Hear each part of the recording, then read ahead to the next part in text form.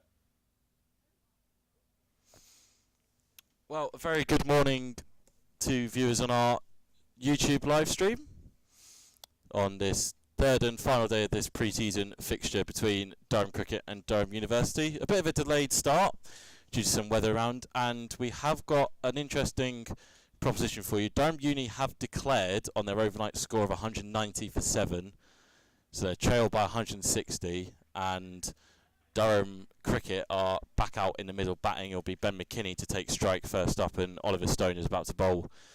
First ball of the day, right arm over the wicket to him from the Finkel end. He's in now and it's full, and McKinney glides this, and the first runs are on the first ball, and it's trickling down towards third man, and will it run all the way for 4? It will. Slightly full and wide start from Stone, and McKinney is able to just glide that down. So yeah, Durham are now... There's 88 overs left in the day, and Durham are now tasked with setting a chase. Speaking to Ryan Campbell out in the middle in the warm-ups, probably looking at 20 to 25 overs of Durham setting a target before pulling the trigger on another declaration and setting Durham Uni a score to chase, or bat out the rest of the day, whichever is more likely. As Stone is in, and McKinney's wafting at this one outside off stump, but doesn't make any connection. Clouds have parted after some rain earlier this morning. Got nice smattering of blue skies and some clouds still hanging around, but none looking particularly dark and menacing. Hopefully Ashthorpe is back round to join me soon. Just the two slips to start this third day as Stone is in. Right arm over the wicket. This is back of the length, and he struck McKinney on the pad, and big appeal for LBW not given. I think that's hit McKinney in a very painful place. He's down on his haunches. It's the issue with the right arm bowler coming over the wicket to a left-hander. Any LBW shouts is very hard to get with pitching outside leg coming into play in the umpire's mind. McKinney understandably taking his time.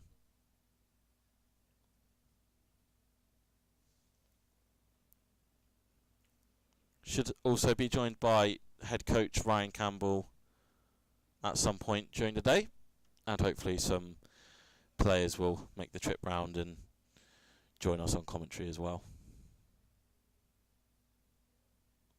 McKinney's still not entirely comfortable.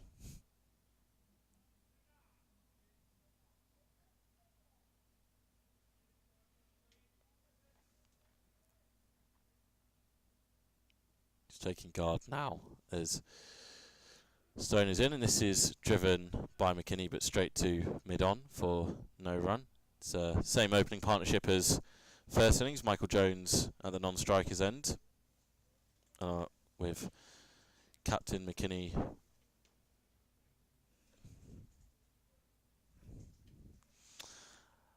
and just like magic, Ashthorpe has appeared.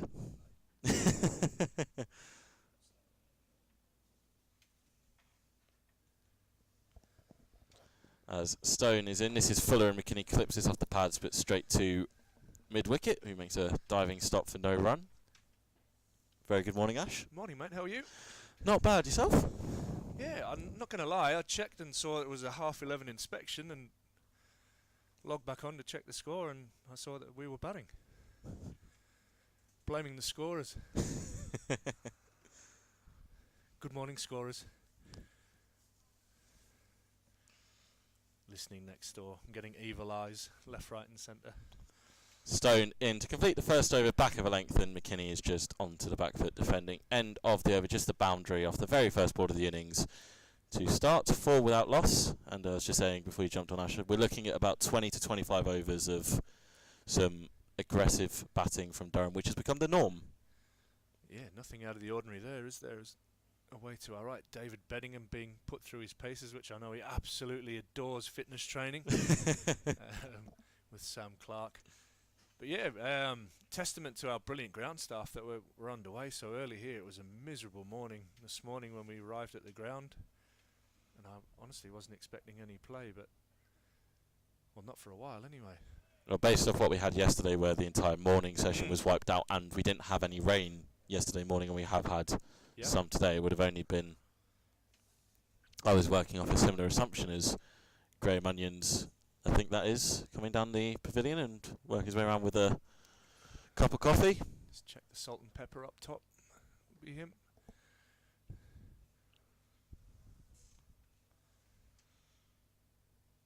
But Alfie Taylor-Clark is going to join the attack. Left arm over the wicket from the Lumley end.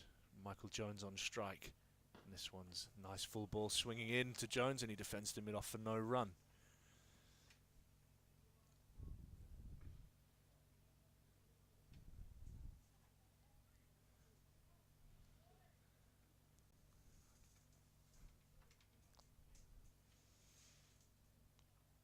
So I'm just getting carried away watching Bedingham over to our right here. Looks like he's having the time of his life. I think he's going to be heading off for a net session afterwards as well. No doubt. As Taylor-Clark comes in again, and again this is defended nicely, but good areas and good start from Taylor-Clark.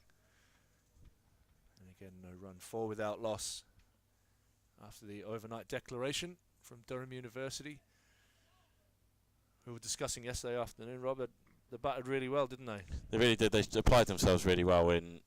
They got the nicer conditions compared to evening of day one when they started off their innings. Garantula was by far and away the pick of the batters for the University. As Taylor-Clark again comes in, and this one strikes Jones on the pad, but it looks way too high and trickles out into the gully region for no run. But a good start from Taylor-Clark.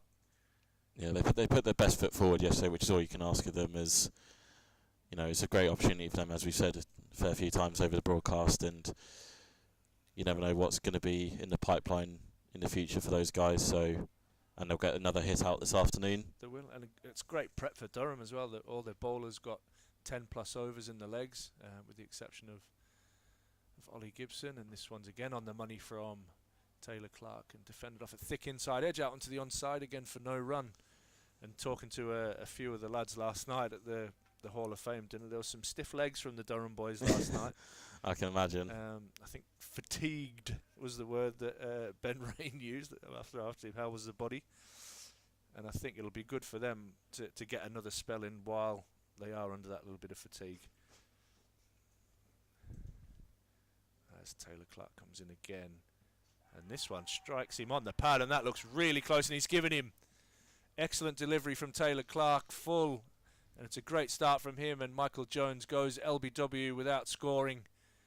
And an excellent start from Durham University this morning. Taylor-Clark right on the money and gets his rewards with an early wicket. Yeah, he started off really well this spell, right on the money, as you say, Ash, and he was one of the tidier bowlers for Durham University in the first innings, I thought, with his lines and lengths. And obviously, I think he, alongside Freddie Fallows, took a bit of pummelling from Colin Ackerman, but overall was a good performance. And a slight change in the batting order. Baz Delader's striding out at number 3. Colin Ackerman, after his first innings exploits, I don't think is required. Yeah, he could put the feet up. I reckon he might even have a day off. A bit cold for him to field. He's done his job. But yeah, I think you're right. Baz Delader strides out to the wicket. Alex Lees and Graham Clark away to our right-hand side, going off for a net, and just returning from the net. So a rather different-looking bride in class. Slim Shady. He rocked up last night with the bleach blonde hair, which amused a lot of the boys last night. As he's giving it a rub now in front of us, I'm sure he can't hear us, but right on cue. I can imagine there's been a fair bit of banter flying around in the group chat. Yeah. And definitely when he gets back up in the change room, we'll be hearing it all throughout today. And probably for as long as he has it. Ironically, Ben Rain gave him a little bit of jip last night. I was thinking about his reverse mohawk on the Zimbabwe tour. Yeah, him and Colin Parkinson were twins on that one. Yeah. Interesting look. Carsey trying to pull off the Slim Shady as Taylor-Clark comes in again, and this is an excellent delivery and a good leave from Delader as Taylor-Clark finishes his first over with a wicket maiden. He has 1 for none, and Durham are 4 with the loss of 1 wicket. Very, very good start. It's got nice action to him, and he just seems that he hit that length really early on, and that's always a confidence booster as a bowler. He's been through all of Durham's pathway system, Alfie, and got released a couple of years ago.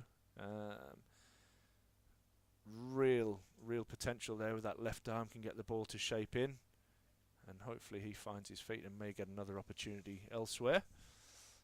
but he's started really well here this morning. Will be Oliver Stone to continue. He's into McKinney, who's playing a drive outside the off stump and just misses the outside edge. Just a couple more of the first team lads make their way back. I think that was Johnny Bushnell and Hayden Mustard and I saw Drizzle there. George Drizzle. Yeah, wasn't paying too much attention, if I'm totally honest.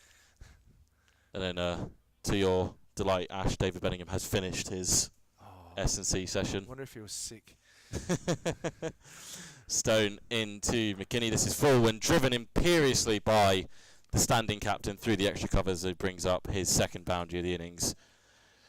Yeah, over pitch there, and probably the message that came through from Mel Betts and the coaching team there is, if you're going to stray full, that one, unfortunately for Stone, was a full toss, and McKinney put that away nicely through the extra cover region.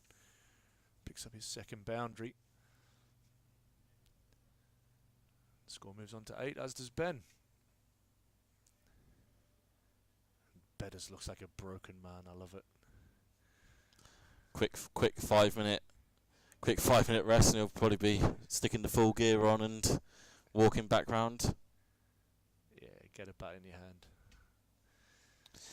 Stone in, and this one is cut. Oh, it's not cut, it's driven even more imperiously by McKinney through the covers. He changed the length. It won't run all the way. It'll be cut off just inside, but it will come back for 3. Again, he dragged the length slightly back, this one, Stone, and McKinney was able again to just rock onto it, and Baz Deleda now gets his first look at Stone. It's a solid punch off the back foot, wasn't it? Probably not timed quite as nicely as the first drive, but getting into some good positions, McKinney, and looks in pretty good form at the moment to start off the season.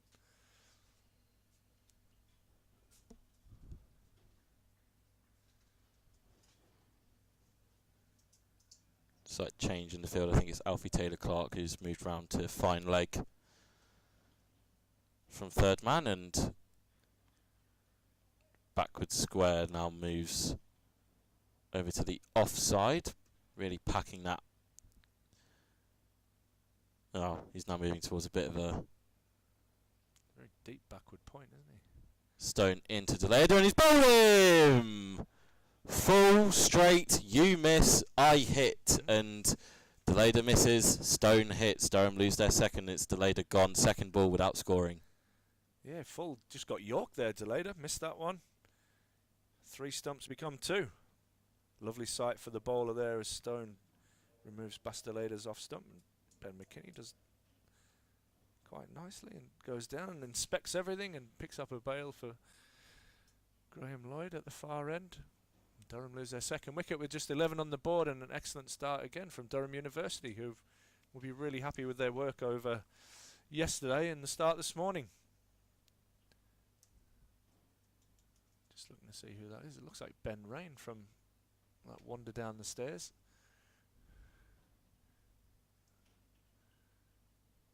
Who seem to be in some pretty good form in Zimbabwe.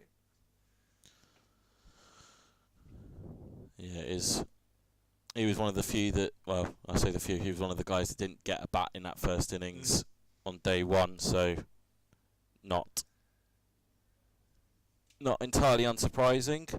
He went off for a very quick nets hit after squad warm-ups this morning, and he strides out at number 44. And Durham looking to set a target. Lead currently sitting at 171. As you mentioned, probably looking anywhere between 20 and 25 overs is what Ryan Campbell said max for their batting, which might take us up until lunch. Yeah, they'll want to give plenty of time to get a spell or two into their bowlers. As you saw, all the same as yesterday. Got between, I think, 11 and 15 overs. George Drizzle also had a good spell. Picked up some wickets late on the afternoon.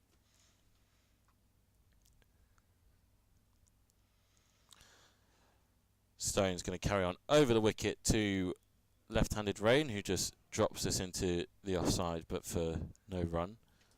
There was a big LBW shout against McKinney in that first over from Stone, but it's always difficult with the right armour coming over the wicket to a left-hander. That pitching outside leg is always going to be in the umpire's minds. Yeah, it is. It's one of the cheat codes for a left-hander, to be fair.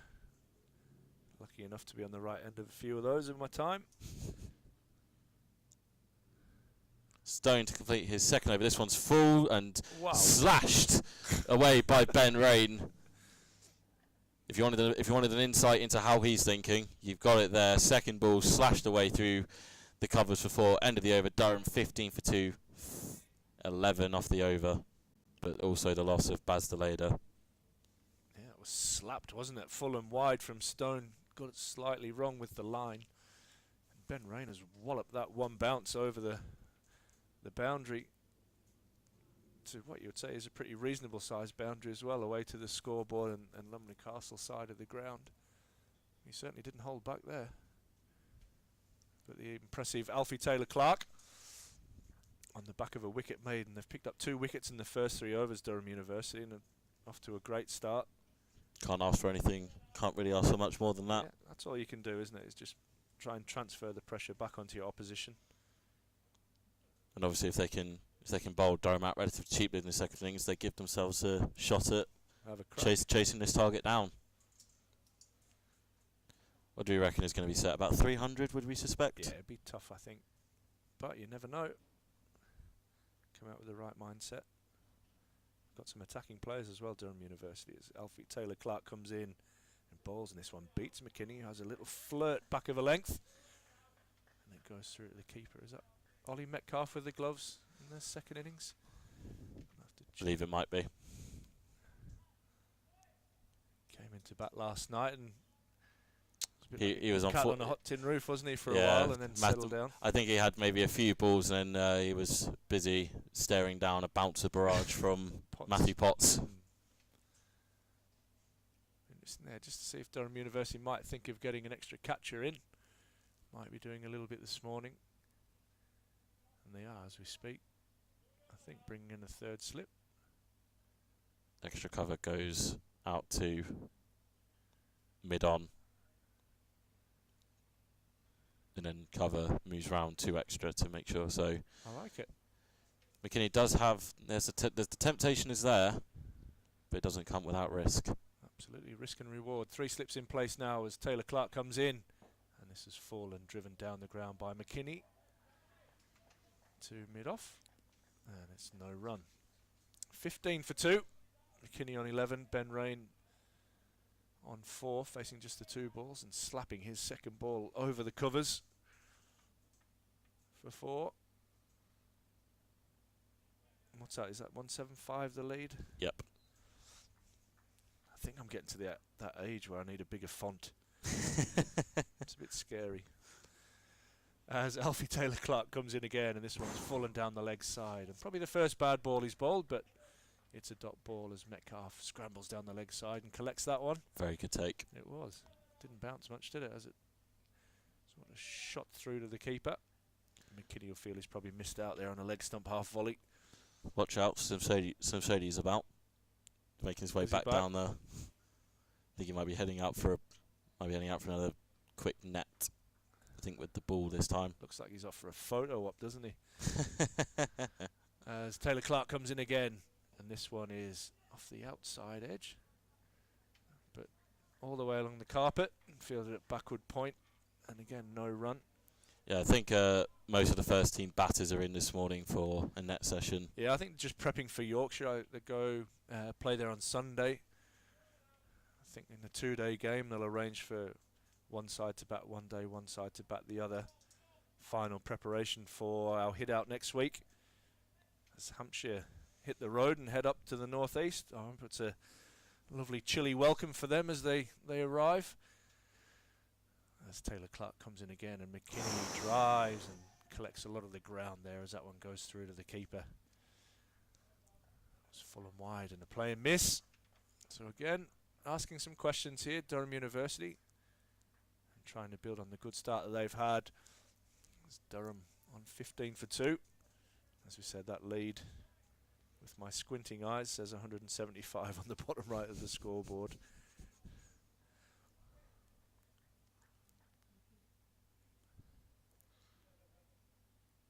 last ball of Taylor Clark's second over. He'll be looking to back up his first wicket maiden with another one. And this is defended out into the offside, and indeed he still has figures of 1 for none after his second over.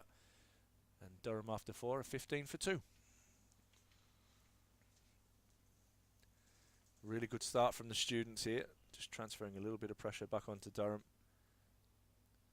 And I like the fact that they've declared overnight. I'm sure there'll be a discussion between the two parties as to how they could set the game up. There was a bit of chat between Ben McKinney and Durham Uni skipper. Name temporarily evades me.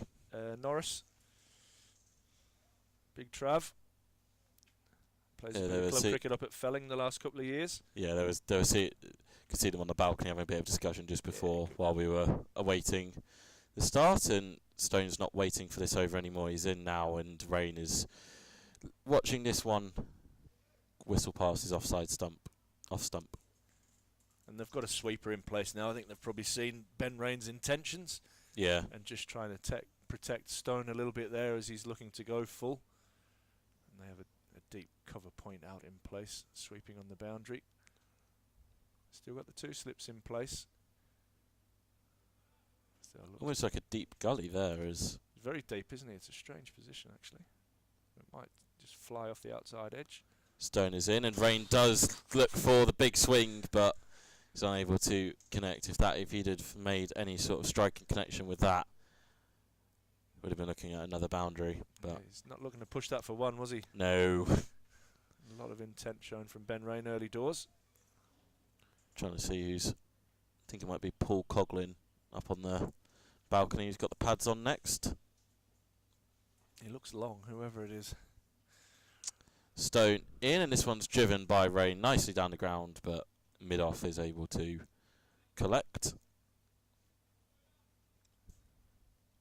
Maybe an opportunity for Hayden Mustard to get some batting in. Yeah, that'd be nice to see. He impressed, didn't he, in that final in Zimbabwe? Damaging innings at the back end, saw Durham to a huge total, which obviously they defended quite comfortably. Just, it was a fairly as one side as you could get for a final. As Stone is in and Rain watches this. What was it? 11 for 9 at one point. Yeah, it was crazy. Just kept looking at the scoreboard, updating, and it was wicket for run. I think they got to 16 in the end, didn't they? Yeah.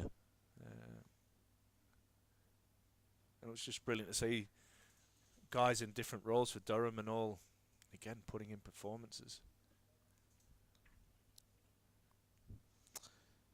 4 dots for Stone to start his third, and there's a 5th here as Rain just dabs this into the ground. Played it late as he could, under the eyes, and just bounces harmony into the ground for no run.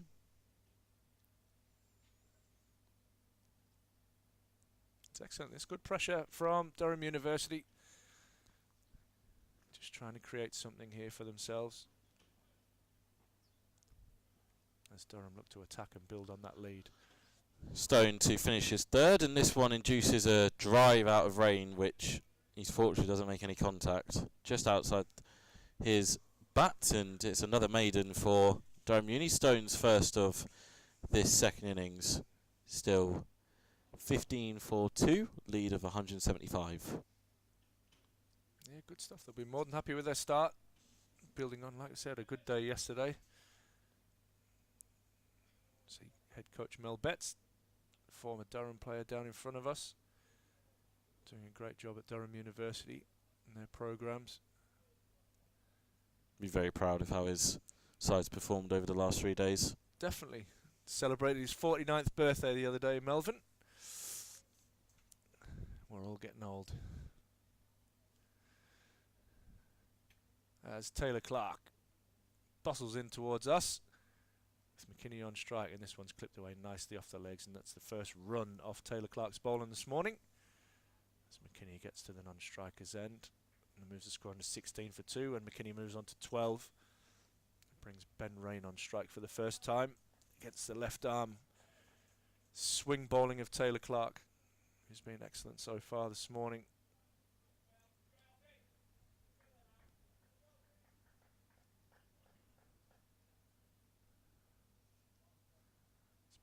just takes his guard and has a little look around. I think we know his intentions have been made pretty clear so far.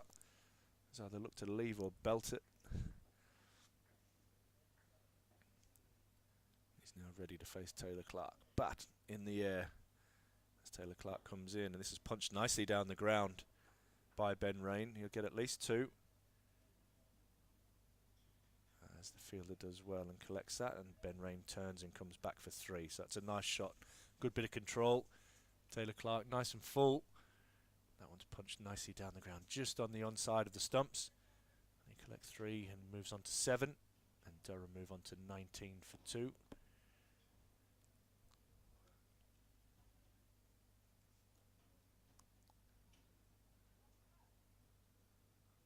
A few members or a few spectators in across on the members side, but it's another chilly day as Taylor Clark comes in again, and McKennie defends this one out to mid-off. You've got to take your hat off to them coming out and watching cricket in this, getting their fix before we kick off the season next Friday at home to Hampshire. There's a lot of those faces that were in attendance last night for the Hall of Fame dinner, as we saw another 3 inductees with Dale Benkenstein, Phil Mustard and Neil Killeen all joining the first 6. As Taylor Clark comes in the bowl, and McKinney has a bit of a wild swing at that one, trying to probably hit that over the offside, getting a thick inside edge and dragging it to mid-wicket.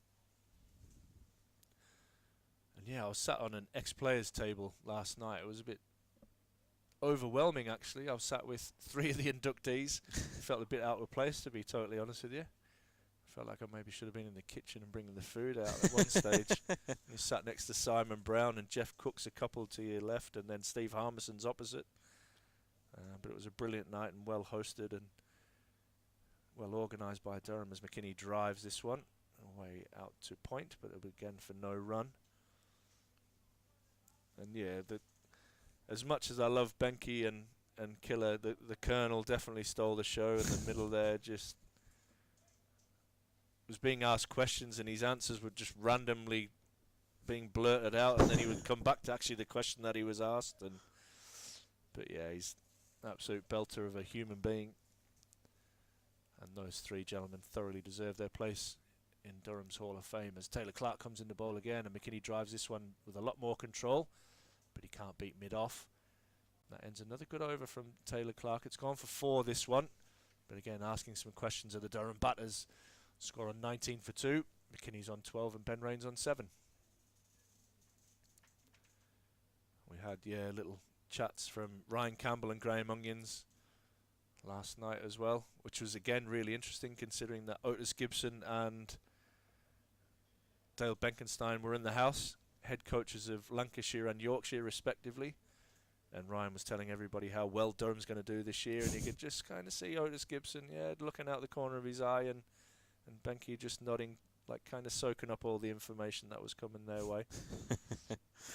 Stone to continue into his 4th over here, and Rain clips this through the leg, so trying to pierce the gap between deep backward square and long leg, but ended up going straight to deep backwards. Producer Andy.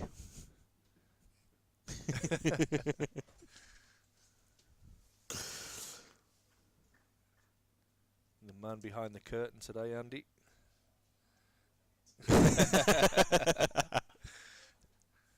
Familiar face for all of those that come and watch our T20 games, Andy. Be back again this man.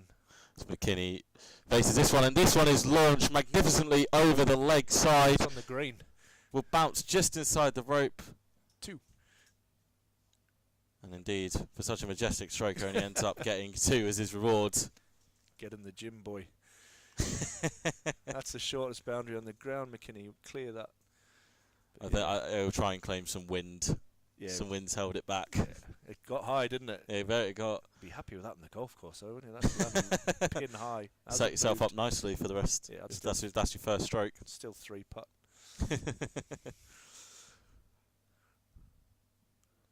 He goes even bigger this time. He could bounces just in front of deep backward square. Lost that in the flight. Yeah.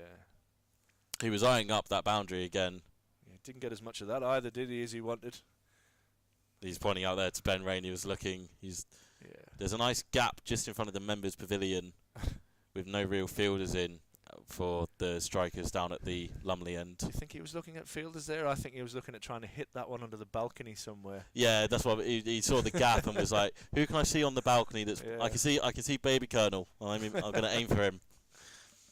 See if Ben Rain can go one better than the skipper as he's in and he's just defending this one. And he's an inside edge that clears his stumps and will end up coming back for 2. It's run all the way down to long leg.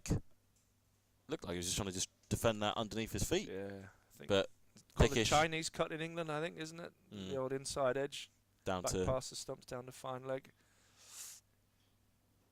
Rain moves himself into double digits. He's got 10. McKinney 15. These two have all the runs for Durham. Jones and Delayed are gone without scoring early on.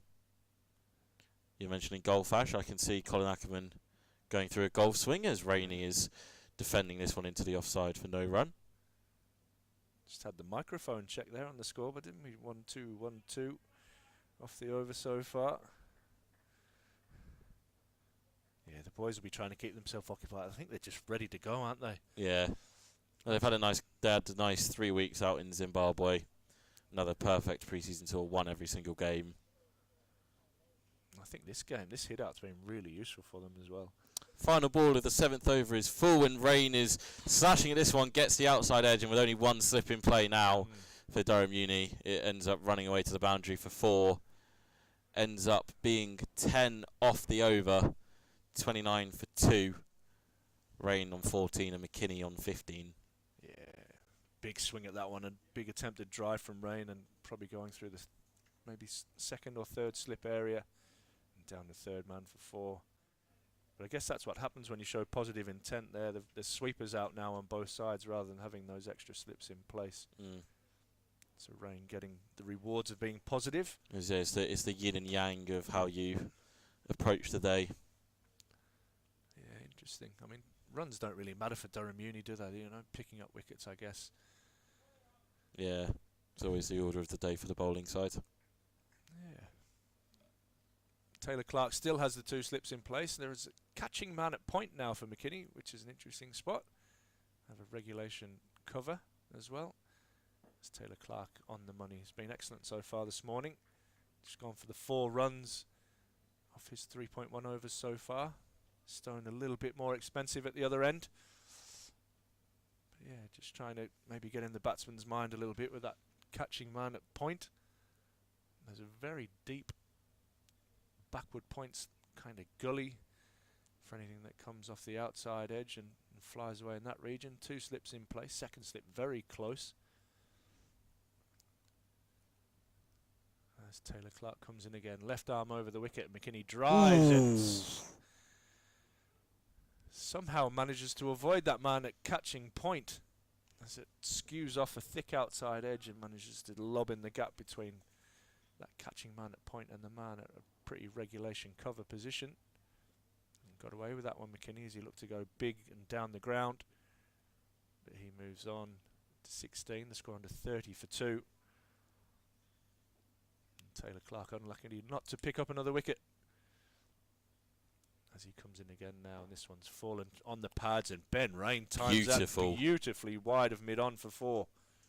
Absolutely gorgeous shot that from Ben Rain. Didn't try and overhit it, allowed it to come all the way in. His balance was perfect and picks up a lovely boundary. Pierce that gap in between mid-wicket and mid-on. Shot of the morning. Right in the arc. Shot of the morning so far. Moves him on to 18 off just 14 deliveries. Durham on to 34 for 2.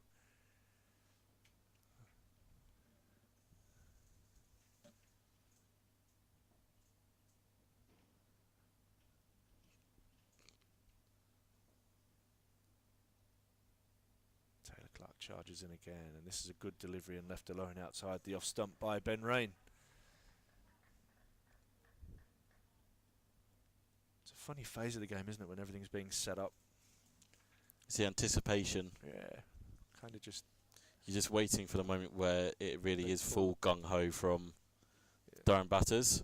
Seems like they're in second or third gear at the minute, waiting for that kick into the higher gears and maybe even some overdrive as well. But they are being tested and they are being checked by some accurate bowling by Taylor Clark in particular. As he comes in again, and this one's a little bit wider and allowed through to the keeper, and that ends. No, it doesn't. There's still one ball remaining. I think you need that bigger font, don't you, Ash? That was just me. I went off the umpire there. He was just adjusting the jumper in his back.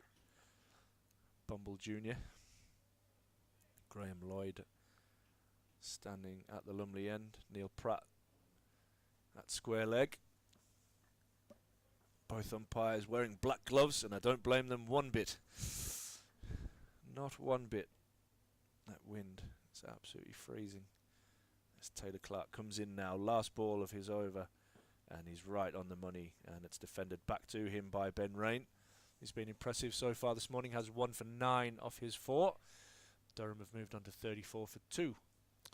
Very nice comeback after that shot through mid-wicket by Rain for Taylor Clark. Found his line and length again, and able to just check Rain's progress. He was a little bit full. He would just be disappointed with the line of that one being so, I guess, leg stump. Maybe the ones that don't swing, he has been getting a bit of shape away from the left-handers, and that one didn't quite swing. Ben Rain put it away beautifully. Stone to continue. Still over the wicket to Ben McKinney, who's in now, and McKinney is trying to glide this one down to third man, but cut off by the fielder. Again, just a one slip in play, and that man, as we say, Ash, kind of a deep gully. Deep gully, a man at deep point. Cover, mid-off, mid-on, mid-wicket, and deep backward square, and fine leg as McKinney lofts this one. He's gone again. You might get better orders this time. A lovely lofted shot onto the leg side, and just gone. It has just bounced over the rope for 4. Cleared the back leg, did McKinney on that one, and with his long arms able to get the necessary height on it to beat the infield, and eventually runs away to the fence. Yeah, got a bit more on that one. I think the wind died down to help him out as well. Stone in, and this one is again hit down towards that third man region, but cut off by the fielder. It's a good field position, that, isn't it? It's a good run saver, and I guess the way that Durham are trying to go at there's the ball there's always the chance of the outside edge. Yeah, it could carry there.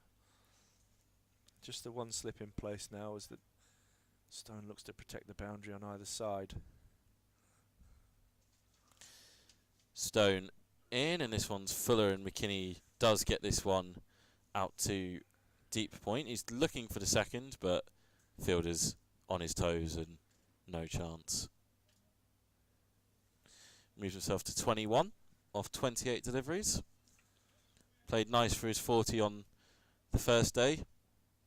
Said the pitch was a bit slow and a little bit of bounce, little bit of variable bounce shared by Colin Ackerman, but generally a nicer pitch to bat on, as Stone is now into Rain, who drives this one, and again it's at that man at a deepish gully who stops the progress.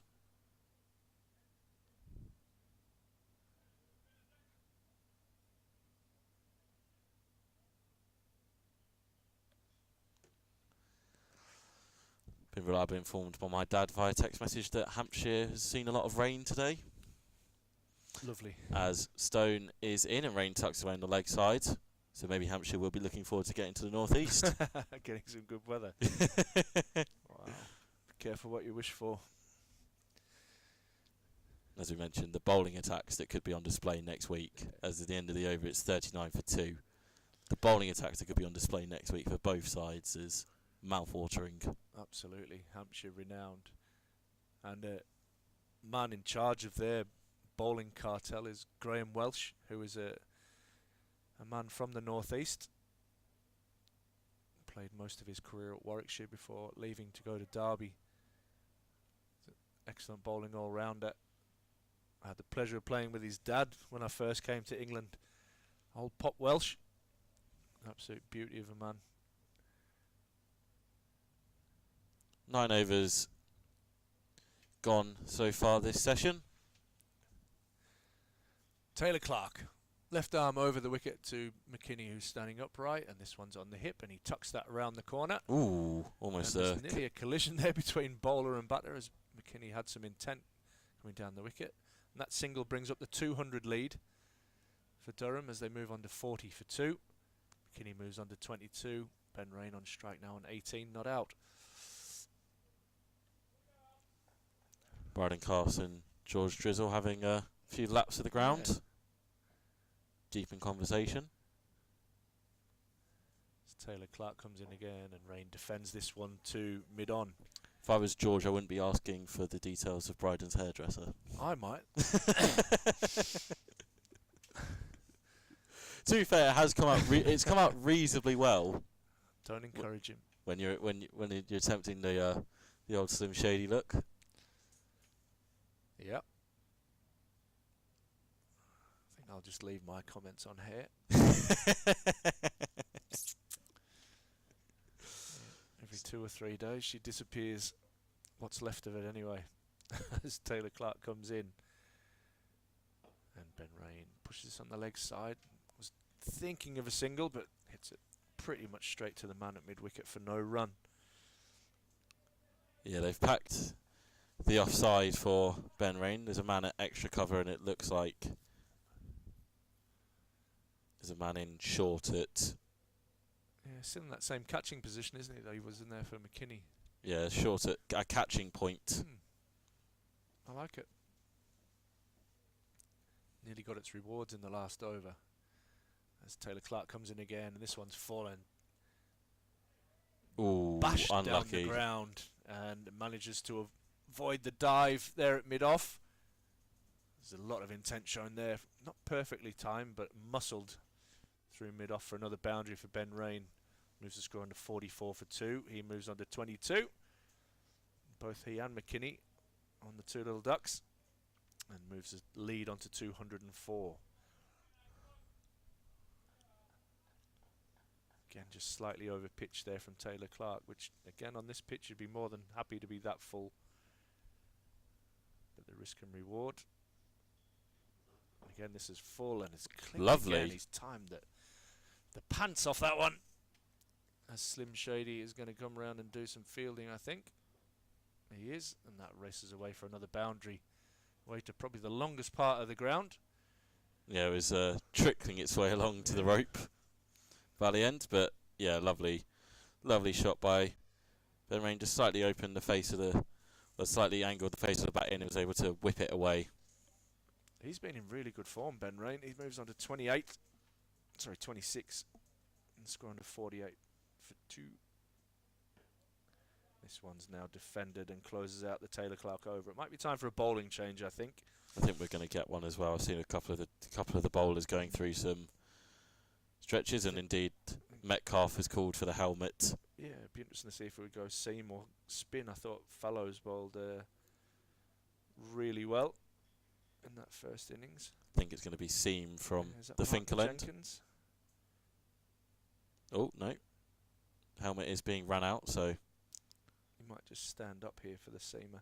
Yeah. I think Martin Jenkins, who picked up Ben McKinney in the first innings, with a really good delivery from round the wicket, straightened and hit the top of off stump.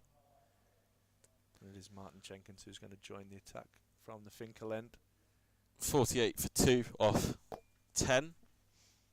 So as I mentioned at the start, probably looking at another 10 to 15 overs at the max for Durham to bat before calling the declaration and setting up some more spells for the bowlers in the afternoon. Lead currently sitting at 208, and it will be Martin Jenkins from Finkel end. McKinney retakes his guard. Keeper standing up and slip in play. 2 men back on the leg side at fine leg and deep back and deep square. Mid wicket, mid on, mid off, cover and deep gully as Martin Jenkins is in and McKinney Watches this one harmlessly into the keeper's gloves. Wonder as well if it's potentially. I know he stood up in the first innings to Martin Jenkins, but also does mean that McKinney can't take as many risks coming down the wicket. Absolutely. He has to keep that back foot. Yeah, has to bat in his crease rather than trying to get close to the ball. Martin Jenkins in his rhythm, and McKinney is driving this one slightly fuller, but straight out to the man at extra cover.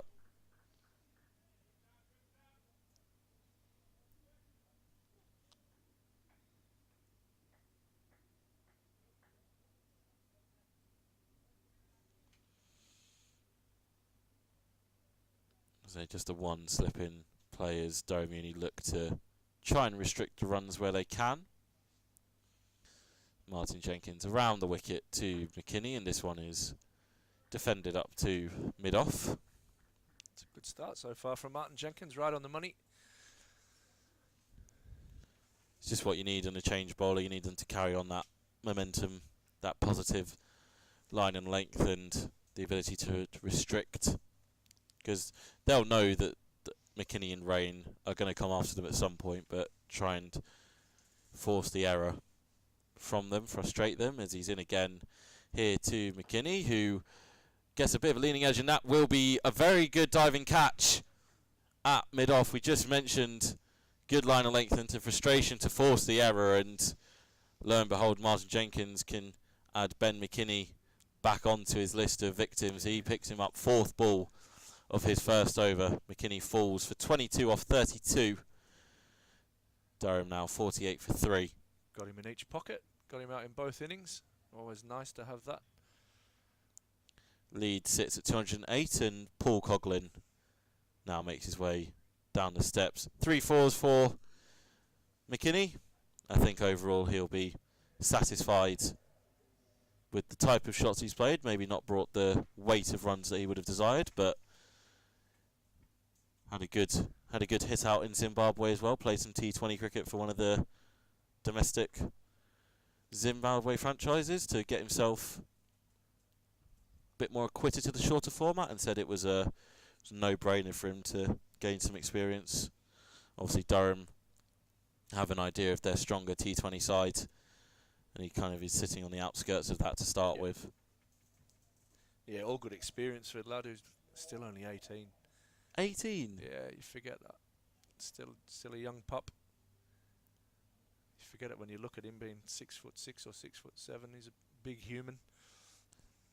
He's still learning and still wanting to get better. And just the fact he's been around the first team now for, this is now going into second full season of being around, and he'll be seconds captain again this year. Well, you look at that, and you look at the likes of Hayden Mustard, who's only 17, who's in and around the squad. You've got Luke Robinson. Yeah, Luke's 19, a little bit older than those guys. You've got Dan Hogg, Mitch Colleen, all around the 18, 19 years of age. I mentioned the balance of experience and youth. Absolutely.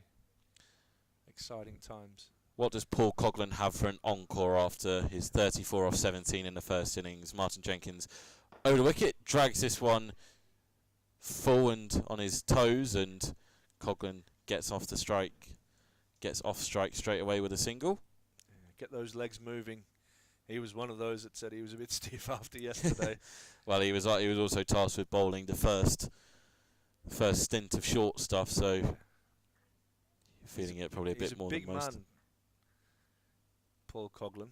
There's a lot going on there. There's long limbs, and yeah, he's a bit sore. Martin Jenkins in, and Ben Rain just defends this one. A very successful first over from Martin Jenkins. Just a 1 run and a wicket. 49 for 3. Lead sits at 209. Hi, Graham. It's the afternoon now, Graham. It's 12:20. Yeah, excellent start there from Martin Jenkins. Picking up, as I said, Ben McKinney there. Picking him up in both innings. Starting off 1 for 1. And yeah, I don't think these two are going to die wondering now. Coughlin started off like a house on fire, didn't he? I think he hit a 6 and a 4 in his first 3 balls of the first innings. The good old take one ball to get your eye in, Have a and look. heave ho. got Loveland, who is going to come into the attack from the Lumley end. Just going through a few stretches there. And Alfie Taylor-Clark bowled a really good spell from that end, the first 5 overs. Picked up the wicket of Michael Jones early doors, crashing one into his front pad. That looked pretty close, and looked at a pretty simple decision from umpire Lloyd. As Loveland now comes in. Coghlan on strike, and this one's down the leg side. Metcalf tumbles away to his left and collects it. No run. 49 for 3. As Durham will look to bat for possibly another 40 minutes this morning before pulling the pin and letting their bowlers have another crack. As Coghlan gets a short one and he pulls it away. Umpire Pratt does his best pirouette to get out of the way. And that brings up the 50 in exactly 50 minutes. And Coghlan moves on to 2. Yeah, with a man of Coghlan's height, you need to, if you are going to try target him with a short ball, it probably needs to be a very, very short ball to try and test him. You can use that height to get on top of it a lot easier than it is for someone to say Ben Rain, who's a little bit shorter than him. But it's not a bad tactic. This one's short and wide outside the off stump, and Ben Rain tries to cut that away for 4 and plays and misses. So that one goes through to Metcalf. Yeah, Scott Borthwick on the stream yesterday, and he said he actively encourages his bowlers to bring out the bouncer at least once and over. Yeah, he loves it. He loves it. I mean, his theory is that if he's got bowlers that are quick enough to do that, then it's always in the back of the batter's minds, and they're not so happy to just jump on the front foot. It's just another question. Absolutely. To throw at them. Played in the mind. As Loveland comes in again, and this one's timed nicely. Out to the sweeper at deep point, and Rain collects another single. Moves the score on to 51 for 3. Ben Rain moves on to 27 off exactly 27 balls. And yeah. Sun's out. Looks a beautiful morning sitting in here. Sure I'd rather be in our position, Ash, than one of the fielders out there. I'm not going to lie, there was a bit of a draft coming through yesterday. We'll have to sort that out in the future. Bring our own heaters in under the desk maybe. As Loveland comes in again, this one's tucked away off the hip by Coghlan, down to fine leg for another single. Moves himself on to 3 in the squad of 52 for 3. And a lead of 212.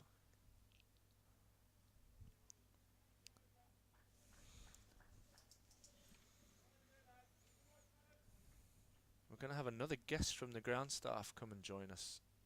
So have you got some questions for the ground staff? You got some in the locker? I can work some up. Ben Hall is going to join us shortly. As Loveland comes in, last ball of his first over, and this one's short, and Ben Rain pulls that away. Well in front of square and well timed, and that will race away for 4. Lovely shot by Ben Rain, picking up the length early and dispatching that one through mid-wicket. And gets him another boundary. He moves on to 31. The score moves on to 56 for 3. And the lead of 216. Yeah, so Ben obviously helps out on the ground itself, but his baby's the practice wickets for the first team.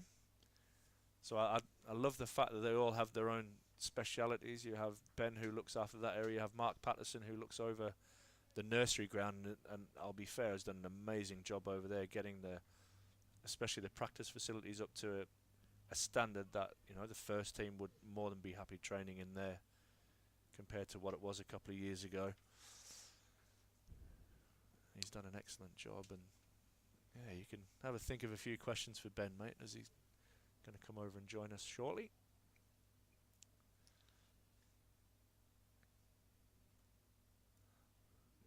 Martin Jenkins to start his second over. Just a 1 run in the wicket in his first, and he's in to Coghlan, who's a wild drive that if this was a more traditional game, he would be walking back to the sheds right now, but still just a 1 slip in play, and the edges into that third slipper area, and he gets his first boundary of the innings for him. He moves himself to 7. Lovely bit of strop from the bowler as well, as that one's flown past slip and he's jumped up and stumped his feet into the ground. And he's moved his fine leg now across the third man. I don't know if that was discussed before that ball. There was a little bit of conversation with mid-off. Martin Jenkins is in, and Coughlin is driving this one, gets a firmer connection and a diving stop at cover. Scuppers Ben Rains thinking for a quick single. Yeah, Coughlin showing his usual intent. Trying to get on the front foot. Such a character as well. Oh, he's a good man. He's just... You know what it is? Durham are full of them. Like, they're just some seriously good human beings in that team. I think that helps just build that team spirit when they're all pulling and wanting each other to do well. I'm then tired. And that's gonna. I think that'll be really tested this year, and that'll be the hard thing for lads who are maybe just on the outskirts of playing. It's Martin Jenkins in. This one's fuller and is a no ball, but Coughlin's able to get it out from underneath his feet. And takes a single as well. Got the 2 Australian power heads of Durham cricket walking around to our left-hand side. West is best. Marcus North, Director of Cricket, and Ryan Campbell, Head Coach. I think Ryan's got every layer of Canterbury clothing he can get his hands on at the moment as he's walking around. I think you can tell who's been in the Northeast for longer. Definitely. As Martin Jenkins around the wicket to Rain, who's driving this one and just gets past cover, but not past mid-off, and will be a single. Marcus, of course, here is a player. Spent a short amount of time up in the Northeast as a player for Durham. He did, yeah. Well, he, bit like myself, to be totally honest. He came and played across for Gateshead Fell, played some club cricket, and he met his future wife, who was at that club, and now has a couple of kids and residing in the Gateshead area. As Low Fell. Martin Jenkins in, and this one is a little bit of movement back in towards Coughlin. He's able to get the bat on it. See, Ryan Campbell here has gone for every single layer of Canterbury clothing and then topped it off with sunglasses. Yeah, it's the cool look, isn't it? He's got that reputation to uphold, the cool coach. The bright pink trainers on as well. You can definitely tell when he's in the building. Yeah, for sure. We've got Ben, who has joined us, so I'm going to slide out and allow Ben to come in, and you can get your thousands of questions ready. I'll rack my brain. There's Martin Jenkins over the wicket to Coughlin, who takes a wild swipe, trying to hook that over the leg side, and in the end just fortunate not to make any contact. 1 ball left of the 13th over, 64 for 3.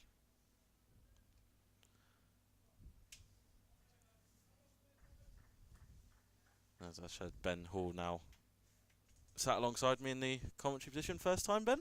Yeah, afternoon. Is it yes, it is afternoon. Just about. 12:30. As Martin Jenkins to finish his 2nd over, and Coughlin is driving this one on the up and straight back to the ball. He takes a pot shot at the non-striker's end, but Rain was comfortably in his ground. 64 for 3. Lead 224. Bit of rain about this morning, Ben. Made that job a little bit harder for you guys this morning. Yeah. Well, to be honest, it's been a challenge all winter, but we've almost just got used to it. So, yeah, not ideal, but that's all part and parcel of our job, isn't it? So, be Loveland to continue. Is a little bit more urgency when it's a bit of unexpected rain that comes about, and I don't think that this rain this morning wasn't forecast, so it's a little bit. We knew there was a little bit about, but it's just sort of deciding on how much there's going to be. So this is back of a length, and Rain pulls this out towards the leg side, but there is a sweeper out there protecting the boundary, so just be 1. But yeah, we we sort of had an idea there would be a little bit about, but sort of the way the forecast is now, it's hard to sort of determine how much there's really going to be. So Even when the sun's forecast, you're Yeah. half expecting rain. yeah, it's just a lottery now. So As Loveland is in now to Coughlin, who in turn flips away on the leg side, and deep square on the right-hander's leg side does the fielding there. So Ash was mentioning about how you have your own set of pitches that you yeah. take your turn. Do you want to talk us a little bit through that and your kind of process? We had Vic on yesterday and he went through the process of setting up this sort of wicket for the first team. So what's kind of your process for the pitches you take care of? Yeah, it's it's similar in most aspects. As Loveland is in and this one's left alone by rain. Obviously, on the morning we get uncovered. Sort of, if we haven't swept the pitches up the night before, get them swept up, get them cleaned up, remarked, get the nets pegged down, give them a little bit of a cut and a roll on the morning if we determine that it needs it, and then sort of just go from there. Once I've set that up, I'll go out and help the lads with the rest of the preparations. As Loveland is in, this one's full and rain slashes this one away for a single. Is there like an ideal measurement of grass or something you look for to determine whether it needs a cut in the morning? Do you have something in the back of your mind, or? I sort of just play it by ear. Normally, I'll sort of assess the situation. I don't like cutting them every morning and rolling them every morning. Sometimes I now try and sort of minimise that a little bit. As Loveland is here, just a singles so far, but there will be a dot ball here as Coughlin just turns this into the leg side. Because I find a couple of years ago I was rolling them, cutting them and rolling them every morning, and I felt like it just sort of took a little bit of the life out of the pitches. So sort of like the start of maybe say a 4-day game, I'll give them a brush and a roll and cut them, and then sort of maybe the third day I will look to sort of give them another cut and roll and tie them up, or use like a light roller rather than a heavy roller. As Loveland is in, this is back of a length and Coughlin defends this off the back foot into the offside. End of the 14th over, 67 for 3, lead 227. So is it mainly the nets pitches that you look after? Yeah, that's sort of like the area that I'll look after. Obviously we are flicker between all the different sites, so I'll help Vic and the lads out on the main field and the main square and stuff like that, but most of my sort of responsibility is looking after the practice area, which is good, and it's a challenge obviously. We do have quite a lot of practice and what have you to sort of get through. So again, is there any sort of style of pitch that maybe the players or Ryan Campbell are asking you for? Or is it just kind of just the best possible surface for them to get is what they're working? Yeah, they're pretty good, to be honest.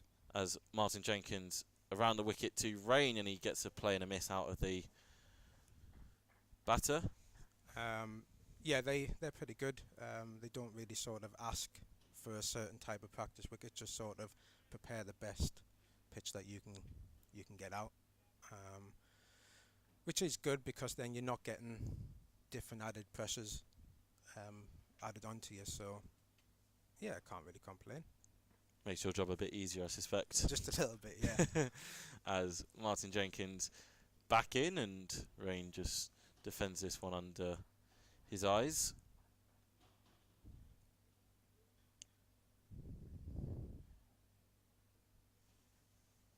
I think a lot of the time for us it's like mornings, like this morning, to be honest, with when you know there's rain forecast, you get the nets set up, and then the rain comes in, you've got to quickly get out there and get it covered up. This one is clipped leg side by Rain, but straight to mid on. Keeper's taken the helmet off to Martin Jenkins. He's now standing back.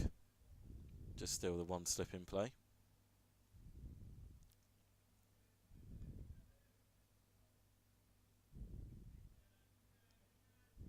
How long have you been doing? How long have you had the practice area as your jurisdiction then?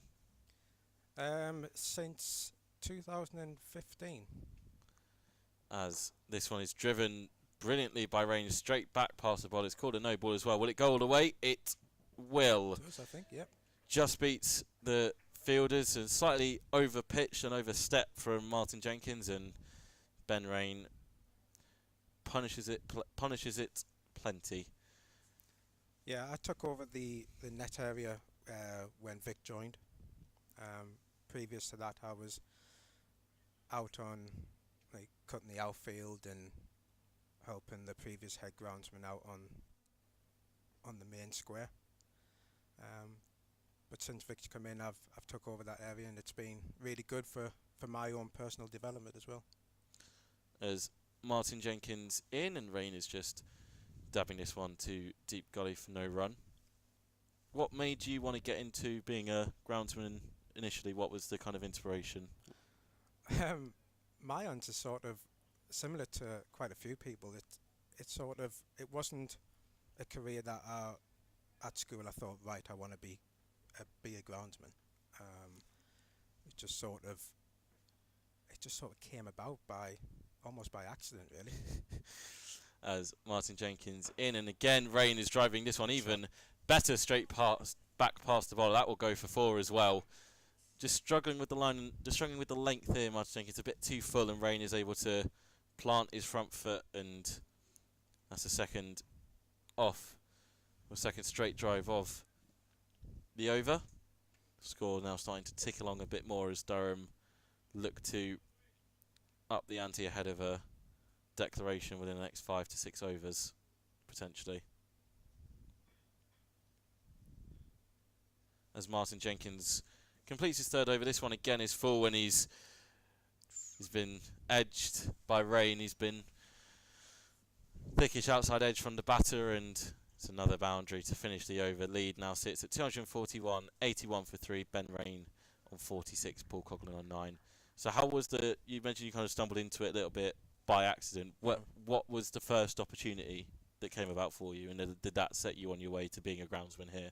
At the time, I was unemployed, and through the job centre, I got offered to do like a sort of a work experience placement type thing. And the bloke in charge of that knew I was really interested in cricket and that I played cricket at the time. So he said, I can get you down at the ground in Chesley Street and see if you want to do a bit of work experience down there. I quite enjoyed the fact of working outdoors. I wasn't really wanting to sit in an office and work. As Loveland into his third over, back of a length, and this one is struck Coughlin on the pad, and he's been given out by the umpire. He's on his way. One, I think, judging by Coughlin's initial reaction, maybe surprised him for lack of bounce. There's been a little bit of invariable bounce off this pitch, and Coughlin, there is no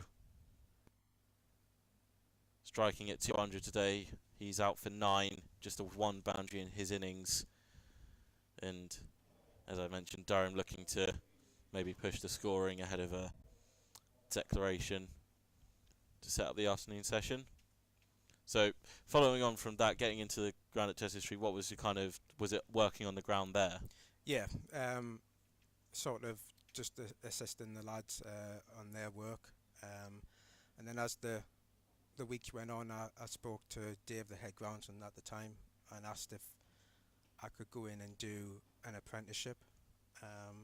The club agreed, and I joined Hoffel College there and did a 2-year apprenticeship.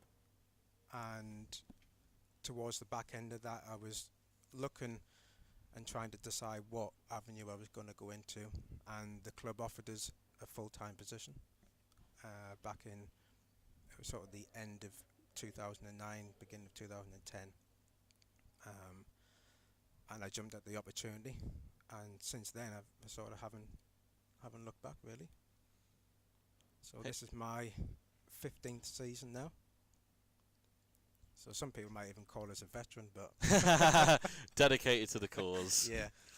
As Hayden Mustard is now at the crease, and he'll be on strike. Lead sitting at 241, coming off the back of a successful pre-season for 17-year-old who's currently now second choice wicketkeeper after Tom McIntosh decided to pursue other avenues away from cricket. And Mustard is now on strike to Loveland, and this one is down the leg side, and a very good take from Metcalf behind the stumps.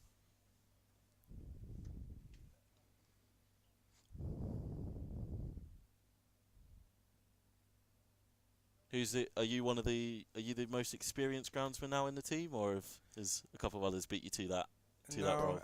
We've got Mark, the deputy head. He's been here now since 1999, I think. So Loveland is in, and Mustard is able to cut this one off the back foot, and there's a chance, relatively quick single taken, and if there's a direct hit, I fear Mustard may have been turning around and walking back to the sheds. But some of the Durham Uni lads still got their head in their hands over how that's not quite hit the stumps. And yeah, so we've got Mark, deputy head, who's been here. I think May time it'll be 25 years for him that he's been at the ground. And we've got Barry, who joined us 2 or 3 years ago, but he's been in groundsmanship quite a few years now. As Loveland is in, this is a Yorker, and it's outside Rains off stump. So to be fair, we've got a really good and experienced grounds team, to be honest, which is good, because then you everyone can do any of the jobs. You can cover all bases. Yeah, you're not sort of having to sort of worry about anything, which is good, and I suppose makes it easier for Vic. As Loveland is in again to Rain, who's watchfully leaving that through to the keeper.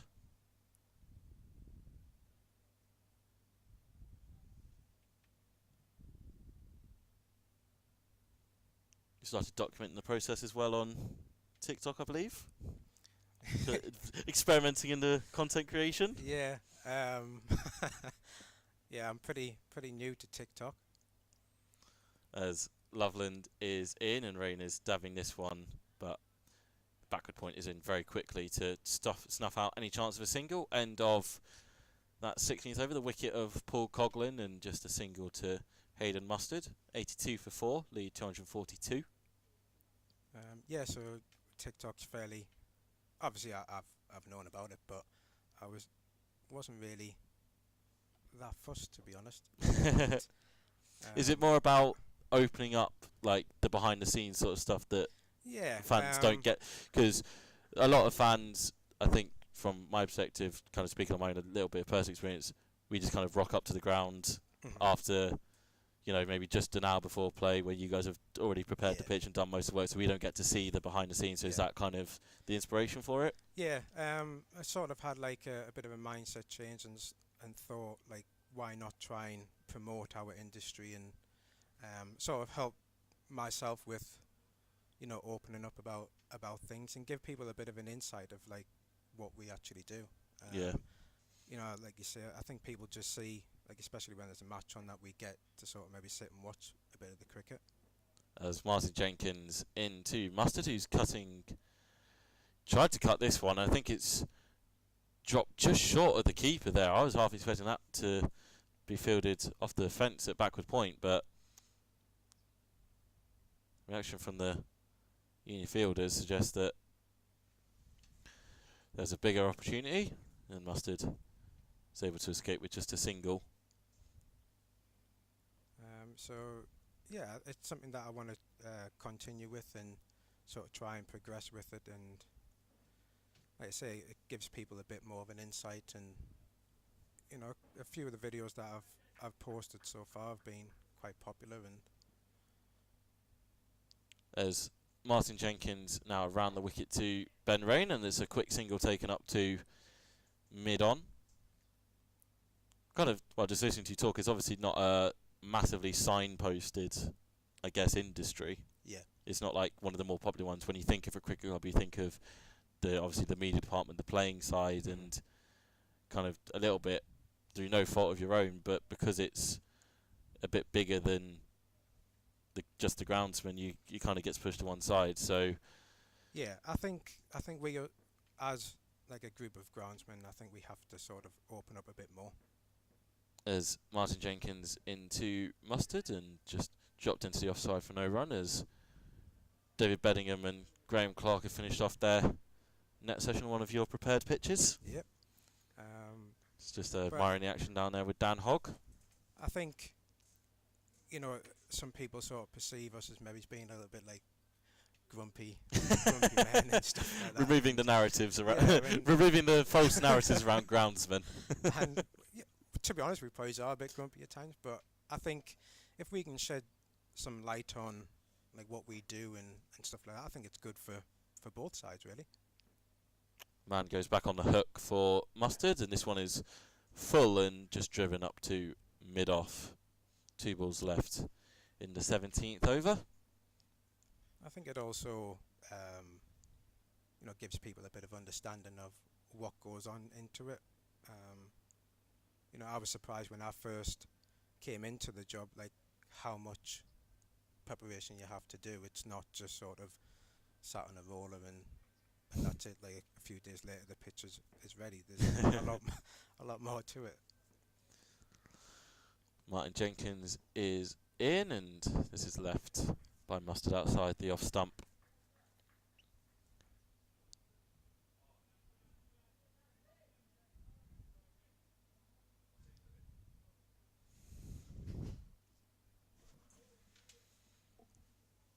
There's just 1 ball left in the 17th over. Obviously, you guys have the task of preparing the first strip of the season at home to Hampshire. Yeah. For next week, as Martin Jenkins gets Mustard playing on the front foot. Nice defensive stroke for no run. 84 for 4. You got it from Vic yesterday, and do you just guys want the best pitch possible? So how much grass do you tend, when it's asked the best week possible, how much grass is tend to be left on for those sorts of pitches? If you can give that secret away. You're delving into the deep secret dark book of groundsmanship now. I think it sort of varies.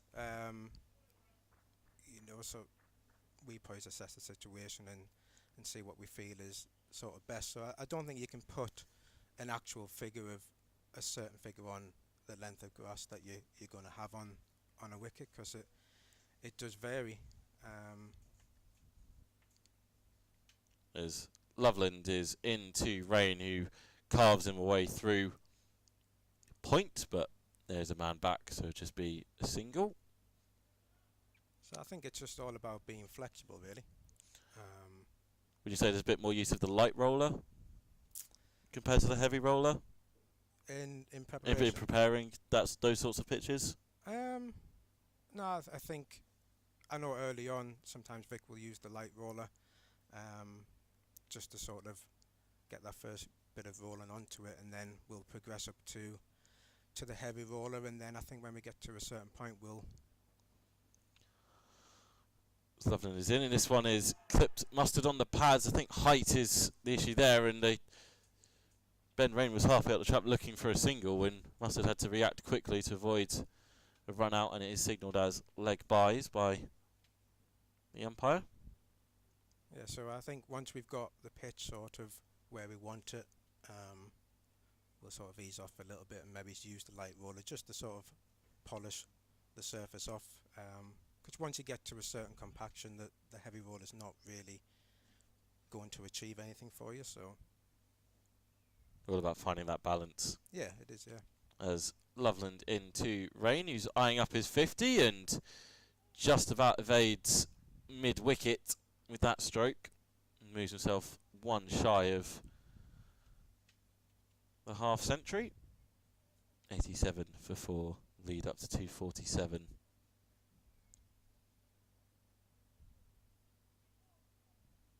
Yeah, 2 men out, back on the hook for Mustard. I wonder if there might be a little bit of chin music coming his way. Or trying to call his bluff. That's always my initial thinking when I see a couple men head back out. Let's see what this is. And this is a bluff. It is full, and it's wide down the leg side. There's a good stop from the keeper. I think the uni side have made a good fist of this game over the past few days. They've put their best foot forward, which all you can ask of them in their conditions, and we've spoken about it day one. Lights on, cloudy conditions, Matthew Potts and Ben Rain steaming in. There's not a lot more tougher positions you're going to be put in than that, facing those two for 8 overs in those conditions, as Loveland is in, and this is able to be tucked away by Mustard off the hip. He moves himself to 3, brings Rain back on strike. Yeah, I think they made a really good fist of it.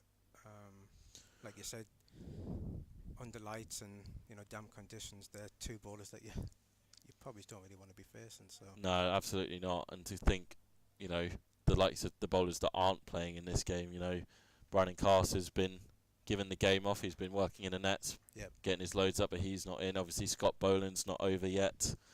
I think that's coming this week. He's coming this weekend as Loveland is in, and Rain gets to his half century with a lovely clip down the ground aerially through mid-on, and that will bring up his 53 off 46 deliveries for Ben Rain, batting at number 4, and 10 fours in his innings. Didn't get a bat in the first innings due to Colin Ackerman's onslaught of the Durham Uni attack. Score now 92 for 4. Lead goes up above 250. It's 5-1 here in Chester Street on a relatively cold March day. It's certainly not cricket weather, is it? Not ideal. I think a fair few of this squad wish they were still in Zimbabwe. Yeah, I don't blame them. Don't blame them.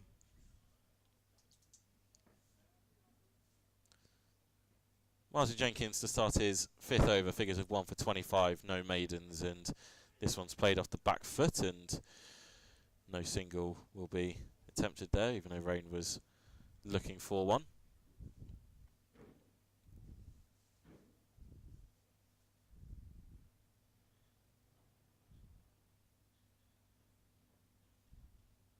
How enjoyable was last season for you as ground stuff? Obviously, with, as we kind of mentioned, ground stuff a little bit overlooked. So how enjoyable was that last season for you, being able to prepare those pitches? This one is driven by Mustard into the covers for no run. I think Vic said, obviously having 7 games here and 6 of them were Durham victories and only the 1 draw. How enjoyable was that for you on a personal level? I think when the team's winning, obviously around the club it's a good atmosphere. Obviously we are out there and we're working closely with the players and the coaches and stuff like that. So when there's a good atmosphere around the team, that rubs off on us as well. So slight inside edge there from Mustard. So yeah, it was really enjoyable. Being involved in the team's success and sort of sharing that with them, and hopefully that will continue into this season. Obviously, it might be a bit of a different challenge going into Division 1, but I think we've got a good, strong side and plenty of talent within the side. Absolutely, as Martin Jenkins is in, and this one is outside the off stump, short, wide, and Hayden Mustard cracks that to the fence for his first boundary. Today, he moves himself to 7. Yeah, just a poor delivery all round there from Martin Jenkins, and no batter needs a second invitation to jump on that.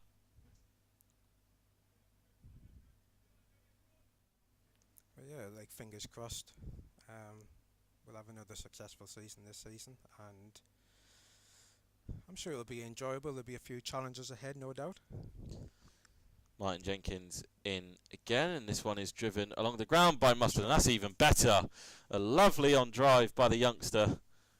A shot that his dad would no doubt be proud of. He moves himself very quickly into double figures and brings up the 100 for Durham in just under 19 overs and 84 minutes, as mentioned at the top of the stream.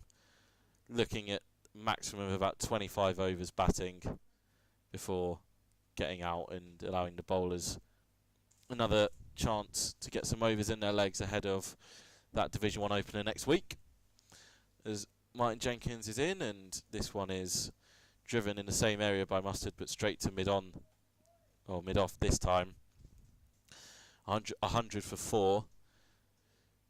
One thing I am curious about, the off-season, when there is no cricket on, what is the ground staff's role then? How do you go about keeping the square in its optimal condition? What's the off-season like as a groundsman? It's a little bit more relaxed.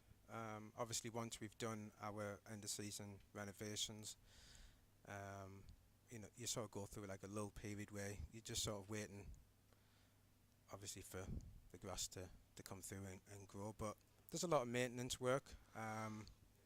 Work on the outfield, getting it scarified, seeded, top dressed.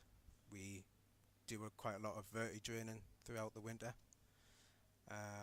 If the weather is good, then we'll get out onto the square and give it its first cut, and if we can get on and spike it, then we will, to try and aerate it a little bit. Change of bowling. Freddie Fellows in from the Lumley end, and Ben Rain welcomes him to the attack with a 4 first ball.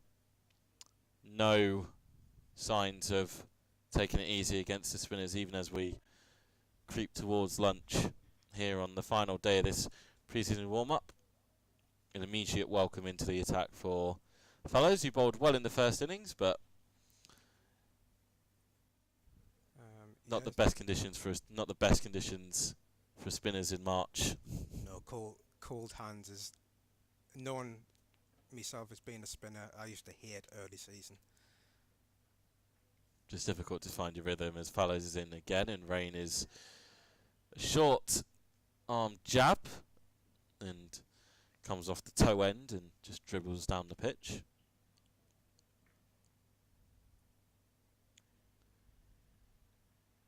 There's Fellows in, and Rain is now charging down, and he's ended up hitting Mustard at the other end. He may be 17 years old, but he's not quite got lightning fast reactions to get out of the way of that. Points to his upper chest, to where he got hit. Took it well.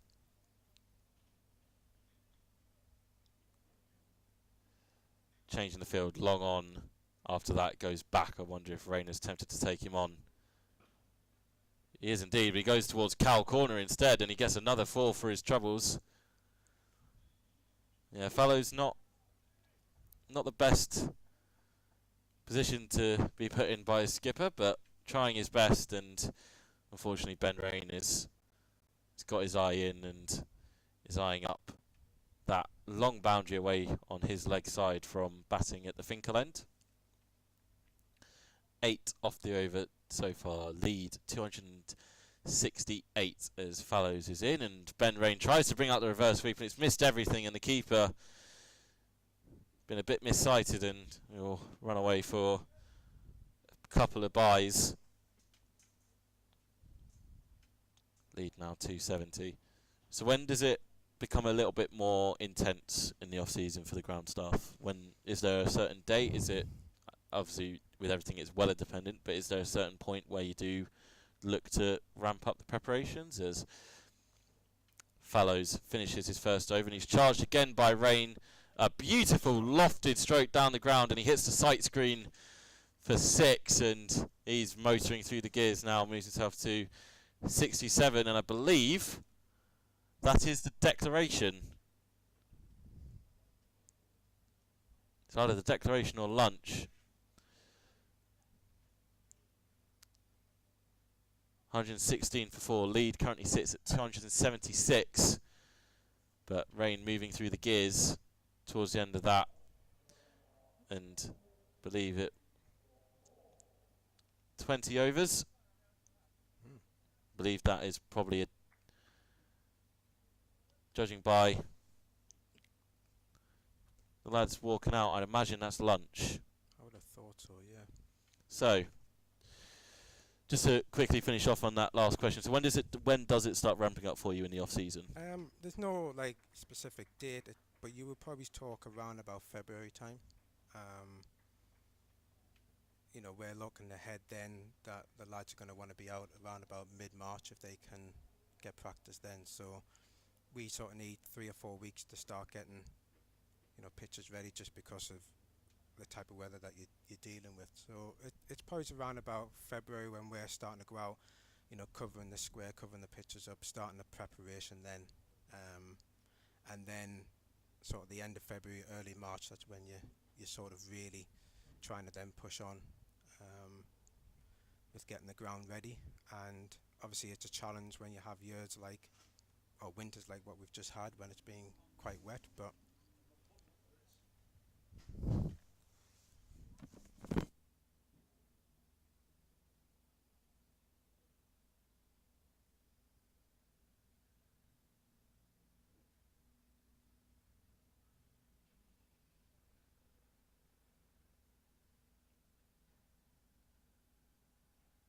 Well, brilliant. Thank you very much, Ben, for your time and jumping on no problem. commentary alongside. We believe it's lunch. We think I'm gonna stick my neck out and say it is lunch. Like I say, I'm taking a guess as well, judging by your colleagues out there sweeping the pitch. I'd imagine it's lunch so. rather than declaration. So thank you, Ben, for joining us. No And problem. It's been a pleasure. Durham 116 for 4 at lunch, lead of 276. Maybe a very quick slog after the break before we get a declaration.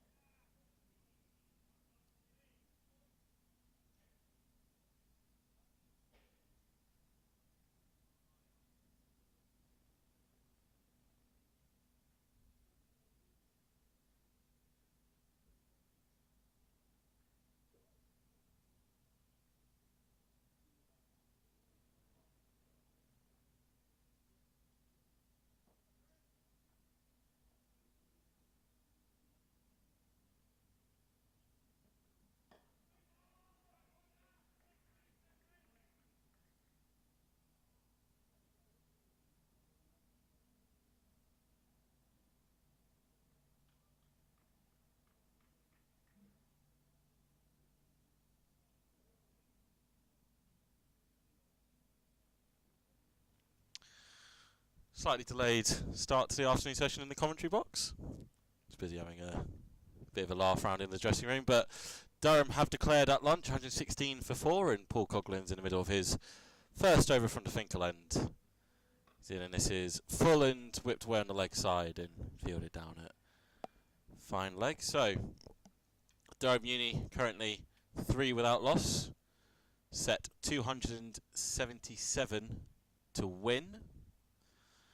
Matthew Potts started from the Lumley end with just a couple runs from his first over.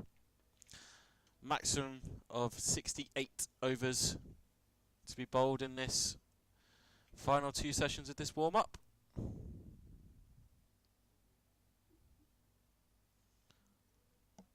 Let's see how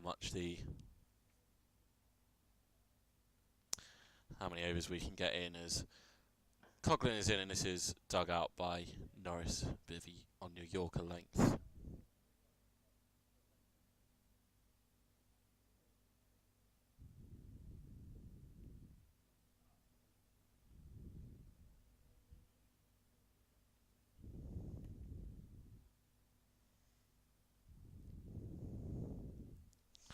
Should hope to be having head coach Ryan Campbell jump on for conversation before the day's out, and also head of strength and conditioning Sam Clark, as Coughlin is in, and this is a lovely ball, good line of length, and Norris is fending at it and is fortunate that didn't get any contact on it.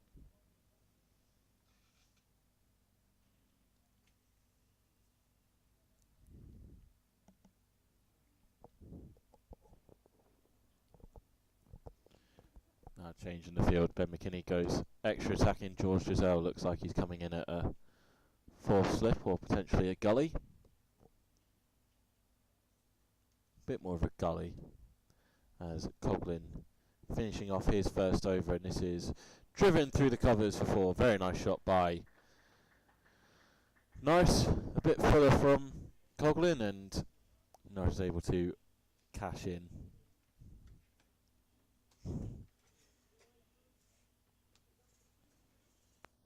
End of the second over, Durham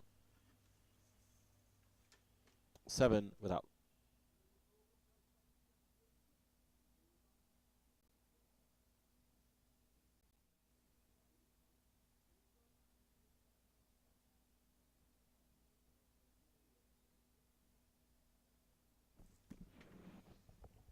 Durham 7 without loss. End of second over. Potts to continue from the Lumley end, and got a guest earlier than planned. Got head of media and communications Sam Blacklock alongside me after sunning himself in Zimbabwe for 3 weeks. Hello Rob, yeah, nice to be here. I thought I'll join you for 20 minutes or so to keep you company for a little bit. Until someone kicks you out. Until someone kicks me out, yeah. Until we get a better guest on, should we say. Potts in to start his second over, and this is a good line of length, and Kelly's just defending.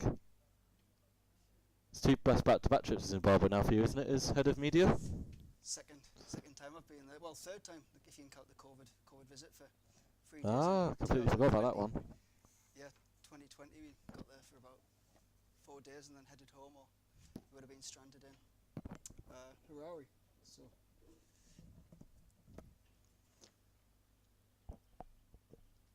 Potts in, and this is defended off the back foot by Kelly.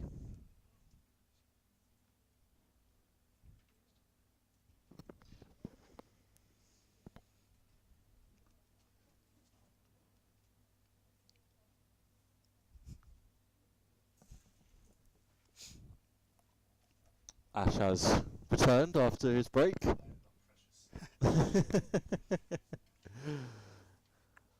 Found someone in his seat. Potts turns and steams in. He's in and struck high up on Kelly, but no run. I'm guessing Zimbabwe was nice and warm then compared to what we've been dealing with the last couple of days here. Very nice, yeah. It was sun shone from the first day until the last day. There was the odd thunderstorm here and then, but we've got plenty of cricket in, and as you can see, the results were very, very positive from the lads. So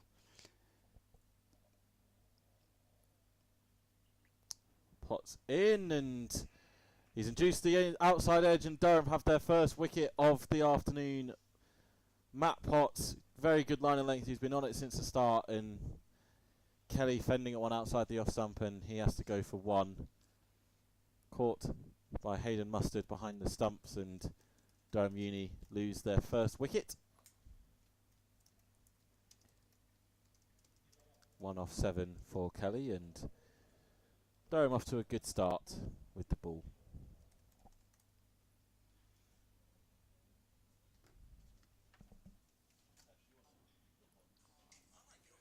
you can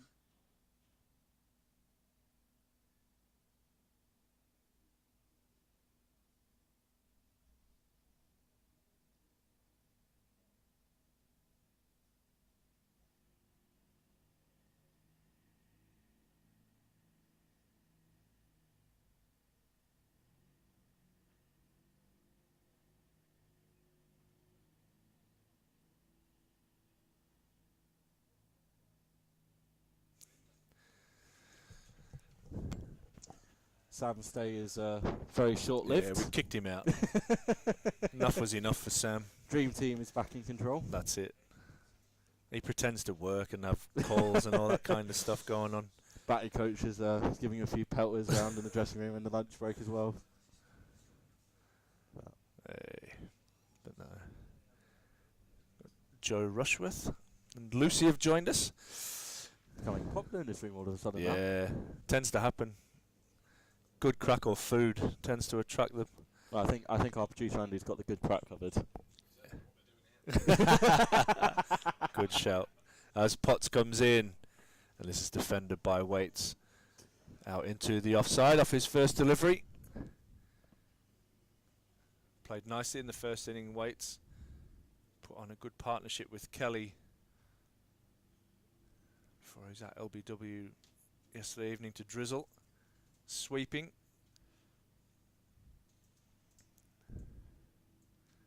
Again, another lad who's played club cricket over here with Felling last season. As Potts comes in, and this is tucked away nicely into the leg side. As he's attacked the stumps there, Potts, and Waits gets off the mark. And Durham Uni are on 8 for 1 after that successful over from Potts. Very good, found a good line and length and just managed to take the outside edge. Just a 1 run and the wicket for him in that over.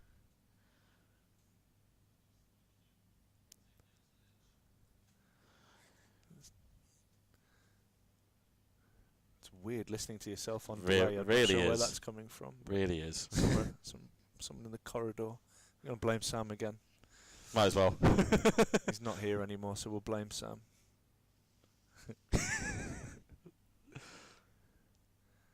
And he's probably got the duties of match report today with me being down here all day. Yeah, unlucky.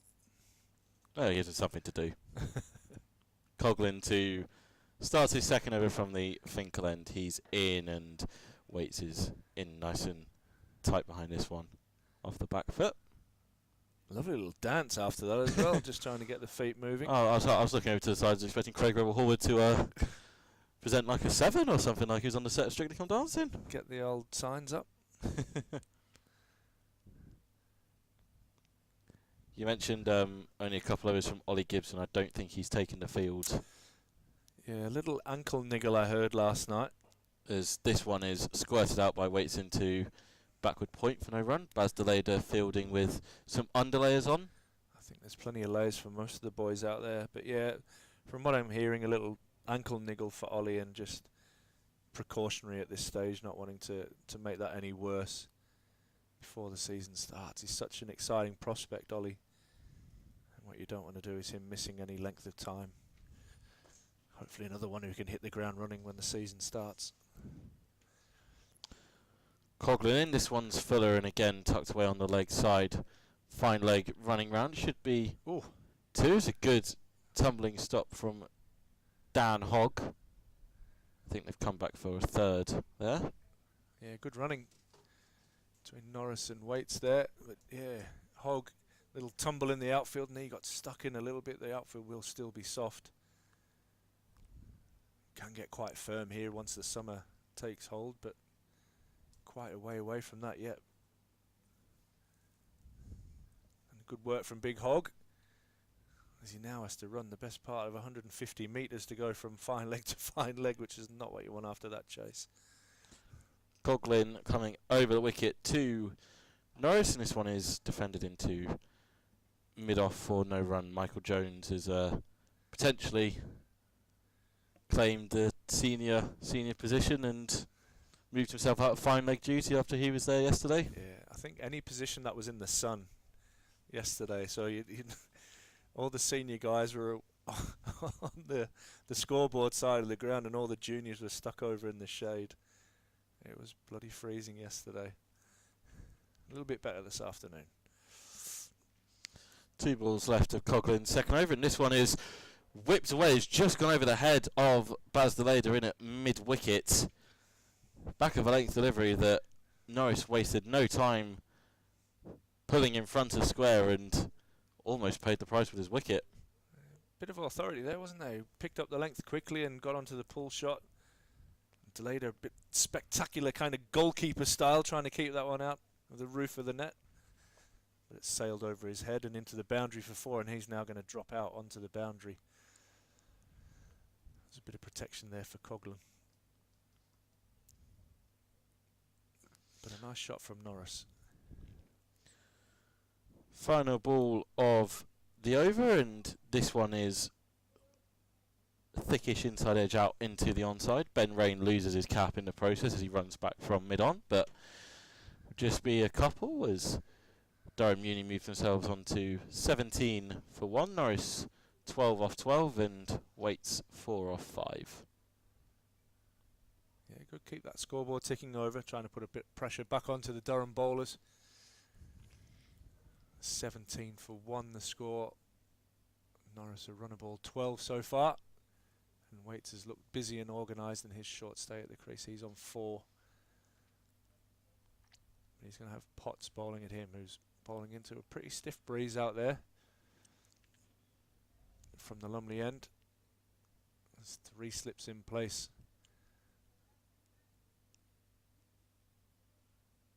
There's McKinney, Ackerman and Coughlin await eagerly in the slips as Potts comes into bowl, and this one just a bit of variable bounce there, shoots along the floor a little bit. Mustard does well to keep that from going any byes behind the stumps. But that kind of thing that plays on a batsman's mind, that when you see one shoot along the floor in that fashion, you're always a little bit wary.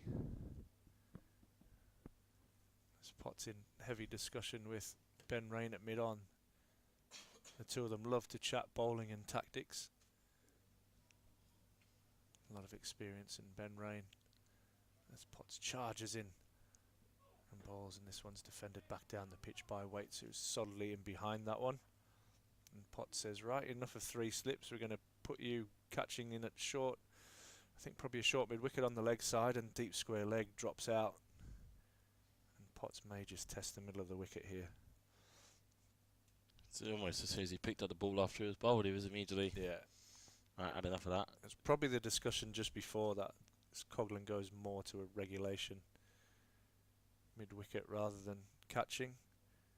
And Johnny Bushnell jigs away at backward point, comes a little bit finer as Potts comes into bowl, and this one's again back of a length and defended nicely by Waits, who's in behind that to Coughlin, who fields. Ground again in glorious sunshine. Sky behind. Well, the sky in front of us is a bit Simpsons-like. You've got the clouds and the blue sky and different shades of blue in the sky. You've got dark and light, and I've got a lot more cricket in this game than I thought we were going to with the forecast as Potts comes in again.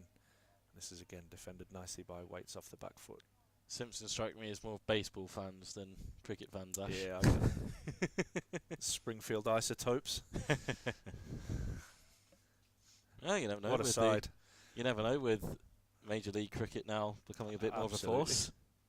We were talking about that last night. Actually, a former player from here, Liam Plunkett, now lives in Philadelphia, and I'm sure he's involved in the background of setting that up. As Potts comes into bowl, this one's a little bit fuller and defended again by Waits off the back foot. Yeah, he was one of the first trailblazers to really go out there after his international career was ended for him Yeah, post 2019 World Cup, and he had a big role to play in that World Cup winning side. But it was huge from him, and that middle role of being the enforcer and bowling, short, sharp stuff, try and take wickets in the middle overs. And yeah, he's married a girl from Philadelphia and now lives over in the States. As Potts again is deliberating on his field and always thinking, always tinkering as he comes into bowl again. This one is again a similar length and played nicely again off the back foot by Waits, and that ends the over. Potts has 1 for 3. The score is 1 for 17. After that maiden over with Norris on 12 and Waits on 4.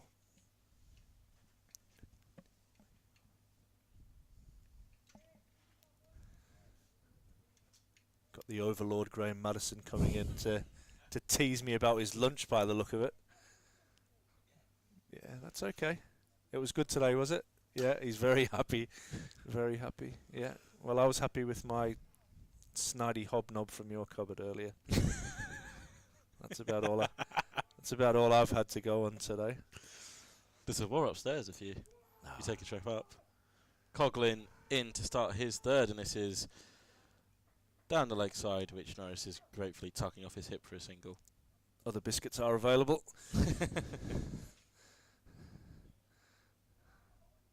Maybe that's what we need in as sponsors. Good quality snacking. The Hundreds probably cornered the market on that, haven't they? With the Yeah, unfortunately they've kind of the Pop Crisp Superchargers and pipped us to it. various other teams.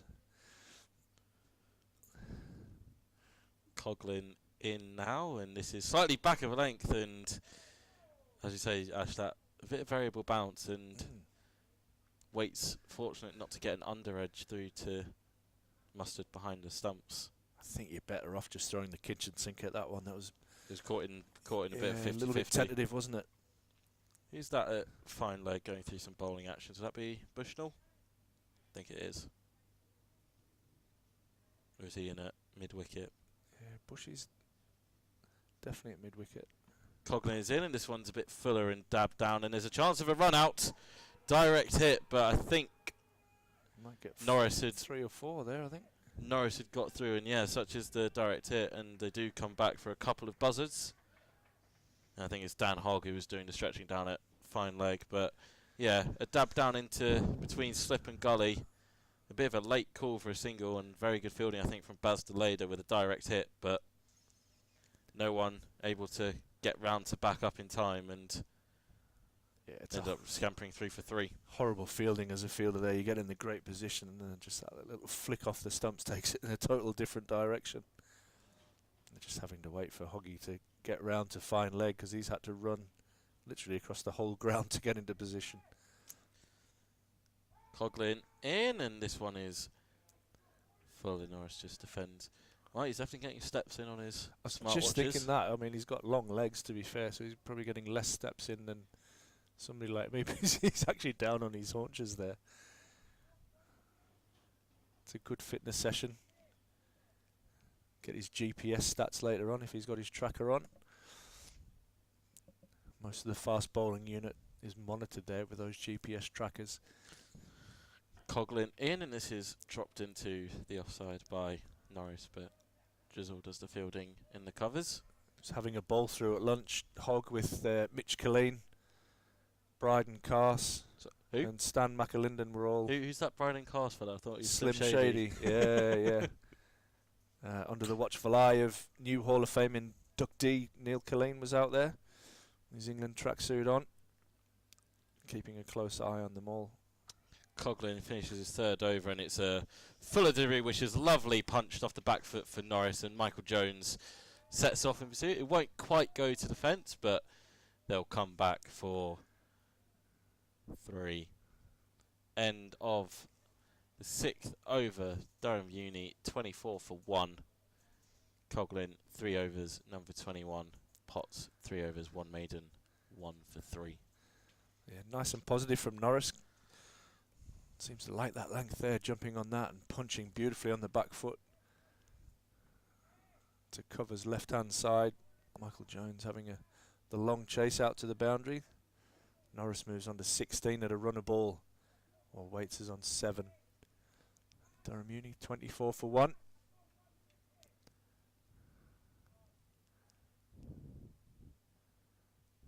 As Potts is going to continue, he's going to come around the wicket to the left-handed Norris.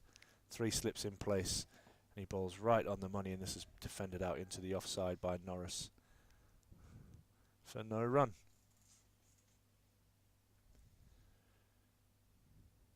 Another good opportunity for the Durham bowlers to get some much needed overs into their legs. They'll get another opportunity, some of them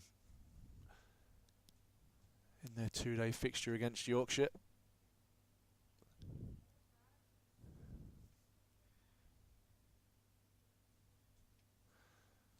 As Potts comes into bowl again, right arm around the wicket, and Norris is beaten outside the off stump. As Potts throws his hands out to say, yeah, that was a pretty good delivery, and why hasn't he nicked that? Felt entitled to a wicket there off that one, as it went through nicely to Baby Colonel at waist height.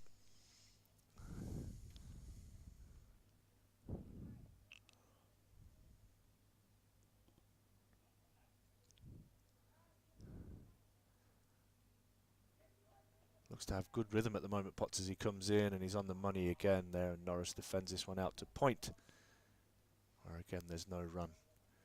Yeah, seems to have picked up a bit quicker in the second innings. I think took into his 4th or 5th over, well, 5th or 6th over yesterday to properly find his rhythm. He seems to have got it here, and again he's changing his field, meticulous as ever. He's sending Bushnell out on the hook.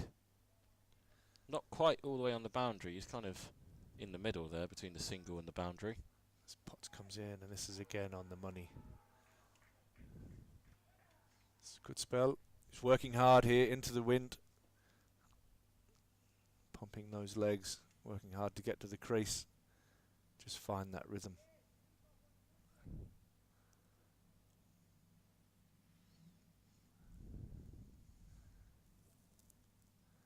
So we'll have Deleda and Ben Rain. We'll continue some seam probably shortly. I'm sure the spells might be a little bit shorter today.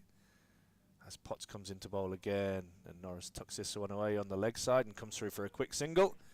Drizzle does the fielding but is unable to prevent that. And Norris moves on to 17 and the score to 25 for the loss of Kelly. He was out caught behind off the bowling of Potts.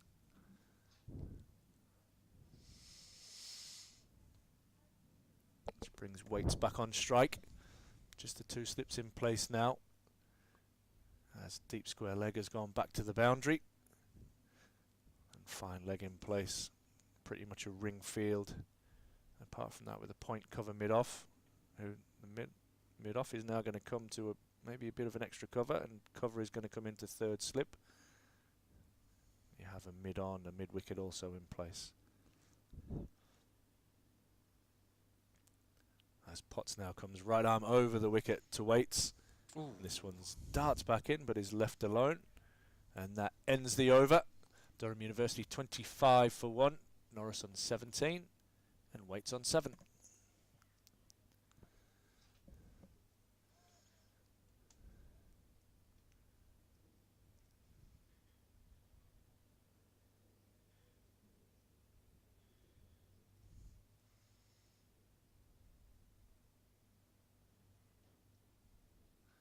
So yeah, you might see Drizzle into the attack a little bit earlier and watch the bowlers potentially rotate from the Finkel end, which has the wind behind it, which is where Coughlin's about to start his next over. Going to change the angle. He's coming around the wicket to Norris, and he's instructing Baz Deleda to come in from deep square to a more in towards mid wicket as Coughlin is in, and this one is on a good length and just pushed out for no run. Yeah, just a fine leg out on the boundary for Coughlin. 3 slips, a point, and an extra cover, mid-on, mid-off, mid-wicket. Coughlin turns away from us, is on his way into bowl, and again just defended by Norris.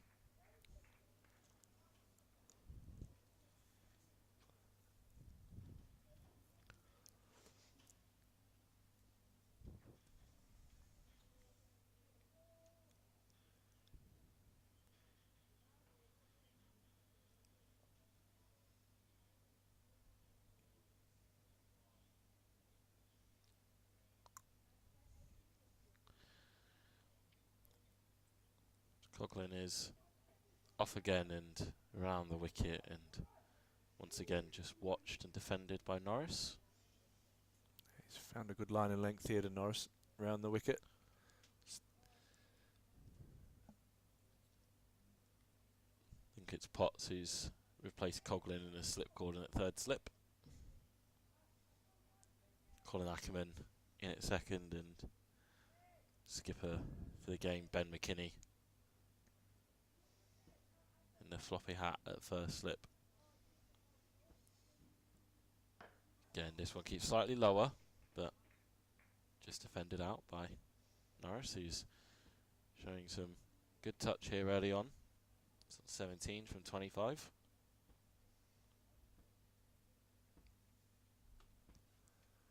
He's been nice and positive, hasn't he? Looked in good form.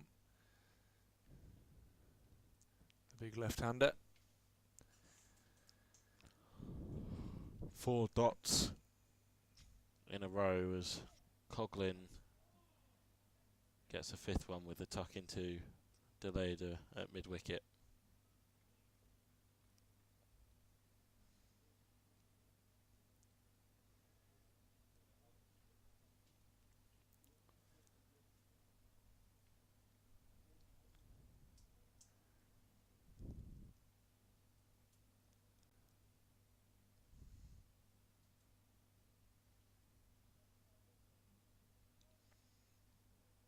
Coughlin looking for a maiden over, and he gets it a bit fuller and just defended into the offside by Norris. 25 for 1 off 8. Yeah, good over that from Coughlin maiden. Making Norris play at all of those deliveries in and around the off stump. Pretty good length, bringing him forward and really challenging Norris, who's played it well. 25 for 1.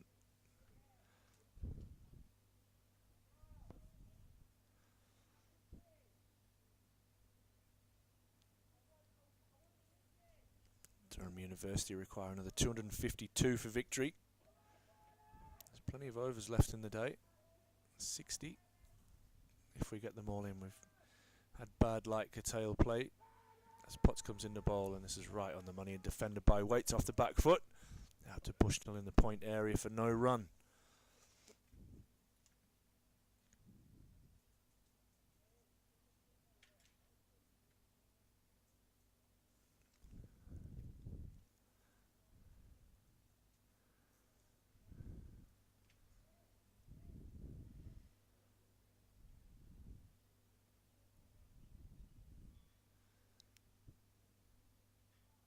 As Potts comes in again, right arm over the wicket, and this one's short and really dies as it goes through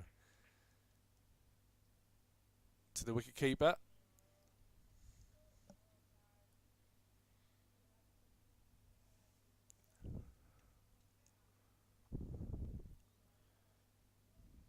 It'll be interesting here just to see the spell lengths now of these bowlers who got through 2 or 3 spells, probably 3 spells yesterday. Durham University showing excellent resilience with the bat as Potts comes in, and this one's short and it's off the splice, pulled away, and Waits will pick up 1 and they come back for 2. And they hustle back there as Delayder does the fielding out on the boundary. So 2 more at the score, 27 for 1. Waits moves on to 9, taking on the short ball there from Potts. As Durham University coaches Mel Betts and Paul Grayson have a lap down in front of us, keeping a close eye on their charges out in the middle. Potts in again, and this is defended off a thick inside edge out to square leg. Potts on the money there and waits. A little bit of a false shot, but he'll take the single quite comfortably.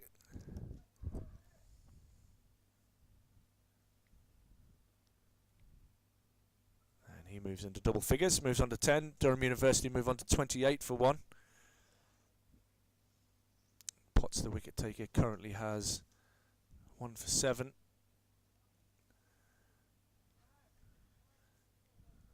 Well into his 5th over. He's now going to come around the wicket again to the left-handed Norris. 3 slips in place.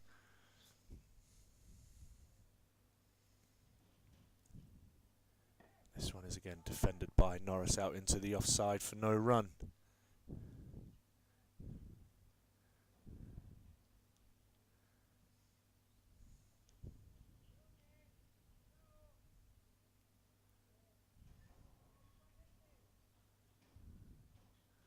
One ball remaining in the over. It's just a bit of cloud cover comes in and blocks out the sun, so I'm sure the temperature's just dropped a couple of degrees there for the players. As you look out, most of them have hands in pockets, caressing their hand warmers. As Potts comes in the bowl again, and this one's defended to mid-on by Norris, and that ends the over.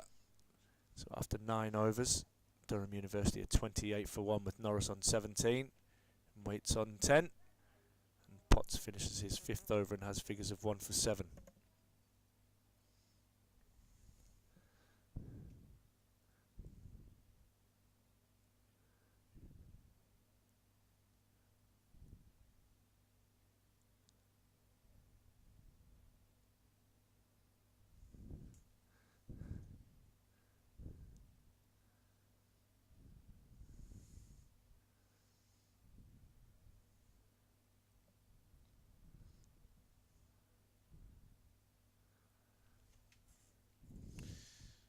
Coughlin to continue into his 5th over, and this one is full and a little bit of inward movement, but Waits is all over it, dropping it into the leg side for no run.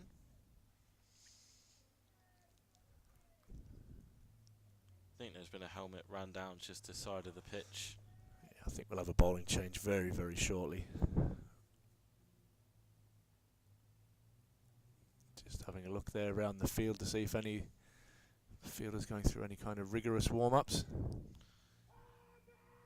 Coughlin in again, slightly fuller, and Waits again, dropping into the onside, sorry.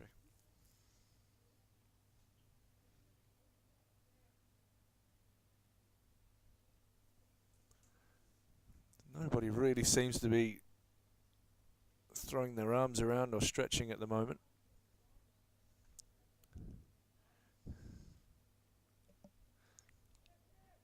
This is a Yorker that misses everything, including the attempted flick down the leg side from Waits. Mustard up to the job with the gloves.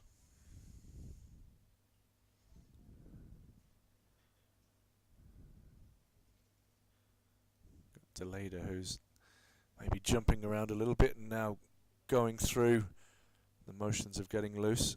So he might be the next man to come into the attack. Coughlin in this one. Defended for no run. Yeah, Deleda bowled predominantly from the Finkel end yesterday. I imagine if it might be a change for him, and just, again, as we say about Potts, he's someone, Borthwick said yesterday, he wants to be throwing the ball at every opportunity, but Hampshire's next week, not today. Needs to be looked after as Coughlin is in and tucked away into leg side, but straight to Bushnell at mid-wicket. Maybe one more for Potts, 6 over spell.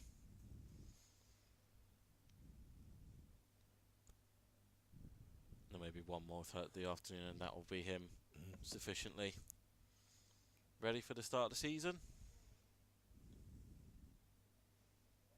Yeah, he's raring to go, that is for sure. Coughlin, 5 dots, and he makes it 6 with a good length delivery that's just defended by Waits. 28 for 1 off 10. Yeah, nicely bowled from Coughlin.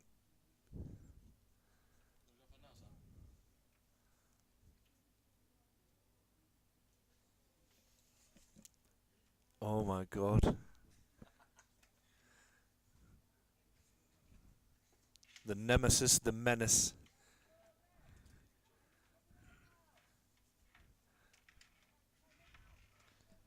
Sam Clark has just joined me, and I was watching your handiwork with Bedders earlier. Yes. Yeah, Yeah. Bedders looked like he was really enjoying himself. Yeah. It's just one of his go-to running sessions. I'd say that. One he quite enjoys. Gets his heart rate up, so that's the main thing. Yeah, looked at. Got his heart rate up, and he was hunched over and on his knees at the end of it, which is always a good sign that you're doing your job, mate. As Matthew Potts comes, it's Bustelader who's going to bowl from the Lumley end, and this one's tucked away to deep square leg. And Johnny Bushnell's obviously done too much work in the gym with Sam as he throws that one a little bit over Mustard's head. But how's things with you, mate? All good? Yeah, good, mate. It's nice to see the lads actually playing some cricket Yeah. in the UK. Yep. Obviously, we had Zimbabwe, so I did a little bit of this commentary in Zimbabwe. Did you? So I got drafted onto the the national, whatever it was, competition stream. Nice. None of the other coaches wanted to do it, unfortunately, so I was drafted on to do it. Very good as Delader again. Right arm over to Waits. This one's off a thick outside edge. And he's running away down to third man, where McKinney is going to pursue this. And he's going to get down on one knee and just flick it back nicely. And Ackerman picks up the ball and fires it in, but that'll be 3 to Waits. He moves on to 13, and the score under 32 for 1. So, talk to our listeners. I'm not sure how many there is, but hopefully there's a few out there who'll be interested in kind of the workloads and how you plan your winter programs for these guys. Yeah. Obviously, for our guys, it starts in November, a long way away from the season. Yep. It starts with a very... As Delader comes in, this is defended back down the wicket by Norris, and there's no run. solid block of physical work up until Christmas, probably 4 or 5 weeks of sort of 4 days a week, with double session days. And obviously, after post-Christmas, the cricket stuff gets more involved and Gets in the way of your work. yeah, a little bit. We sort of ours dampens down while the cricket obviously ramps up slowly over time. So As Delader again comes in right arm round the wicket, and Norris flashes a drive at this one. Gets the outer side of the bat, and that one goes through to point for no run. and then ultimately it's just about getting the guys ready to go on that pre-season tour. Obviously, this year the pre-season tour was a bit earlier than previous years, so getting the guys up to speed a little bit quicker than what we had done in the past, which was fine. It was good. They had a good sort of foundation level of work pre-Christmas, which then sets them up to be able to go into them that quicker increase in workload in terms of bowling workload. As Delaney comes in now, and this is defended out to mid-off for no run. And then of that obviously takes into the pre-season trip, and the rest is history, really. Yep, spot on. I think obviously our guys throughout the year will always try and maintain the physical work. It's just picking your moments, really. That's the key thing around a really congested county championship season. So Yeah, I was going to. I'll come to that after this ball and the end of the over. As Delaney again comes in, right arm around the wicket to the left-handed Norris, who defends this out into the offside, thinks about setting off and decides against it, and that will end the over. The score on 32 for 1, with Norris on 18 and Waits on 13. So yeah, I guess the challenge for you is that you'll have a block of so many games. You'll have a lot of players involved in those games. You'll have players that aren't involved in those games, and just making sure that the guys that are playing are topped up to keep performing, and the guys that are in the wings are ready to perform when called upon. Yeah. Really tricky. yeah, definitely. I think obviously the guys that are consistently involved in the first team. The focus is ultimately on recovery to a certain degree. Okay. Because they played so much cricket in such a across that 8 week first block. Yeah. However, we can just find windows to get a little small dose of physical work into them. Whereas the other guys that maybe don't play as much cricket in the early stages, they've got time to develop and keep physically developing as they go through that sort of first 8 weeks. And ultimately keep themselves ready to be called upon should they be needed in the first team. Absolutely. We're going to have a bowling change from the Finkel end as Ben Rain is dismissively waving his hands down to Hogg at fine leg to say, "Come on, get round, young fella. You should know this already." And he's going to bowl right arm over the wicket to Waits, who's on strike. Waits is on 13, not out. As Rain comes in, and this is driven nicely into the gap between cover and mid-off. Fielding. And Coghlan athletically gets round, makes me nervous every time he does it because he's such a brilliant athlete. He just teeters on that, doing something ridiculous to either brilliantly pull off a run out or a catch to breaking down. He scares the life out of me and probably does to yourself and the physio staff as well. No, he's one of them. He's a Ferrari, isn't he? He's a Ferrari of the game of cricket. He's incredibly quick between the wickets, incredibly quick in the field. A great athlete, great physical attributes. He's just, he's always trying to find that balance with him. I think that's the key from our perspective. And trying to manage him, really, that's it. Ultimately manage his workload, manages his general load throughout the year. He is a phenomenal athlete as Ben Rain comes round the wicket to the left-handed Norris, who defends this out into the leg side. Talk to us about some of the challenges that you'll have with somebody like a Ben Rain who's been around the block for such a long time, and you know for a fact his workload's going to be pretty high. He's probably going to be the workhorse of the team moving forward. Yeah, definitely. I think so. Obviously, the guys they wear these GPS units on the back of underneath their tops. Yep. I think he covered in the county championship alone along the lines of about 550, 600 kilometres. Wow. Last year, total distance in the 14 games. So in terms of stats, it's a decent amount of distance covered. And like I said, a lot of that was above 20 kilometres an hour as well. So in terms of we banned every player in terms of the speed, the movement on the field is banded in terms of 1 to 6. Okay. So every time they run into ball, they're sort of around the band 4 mark. Yeah.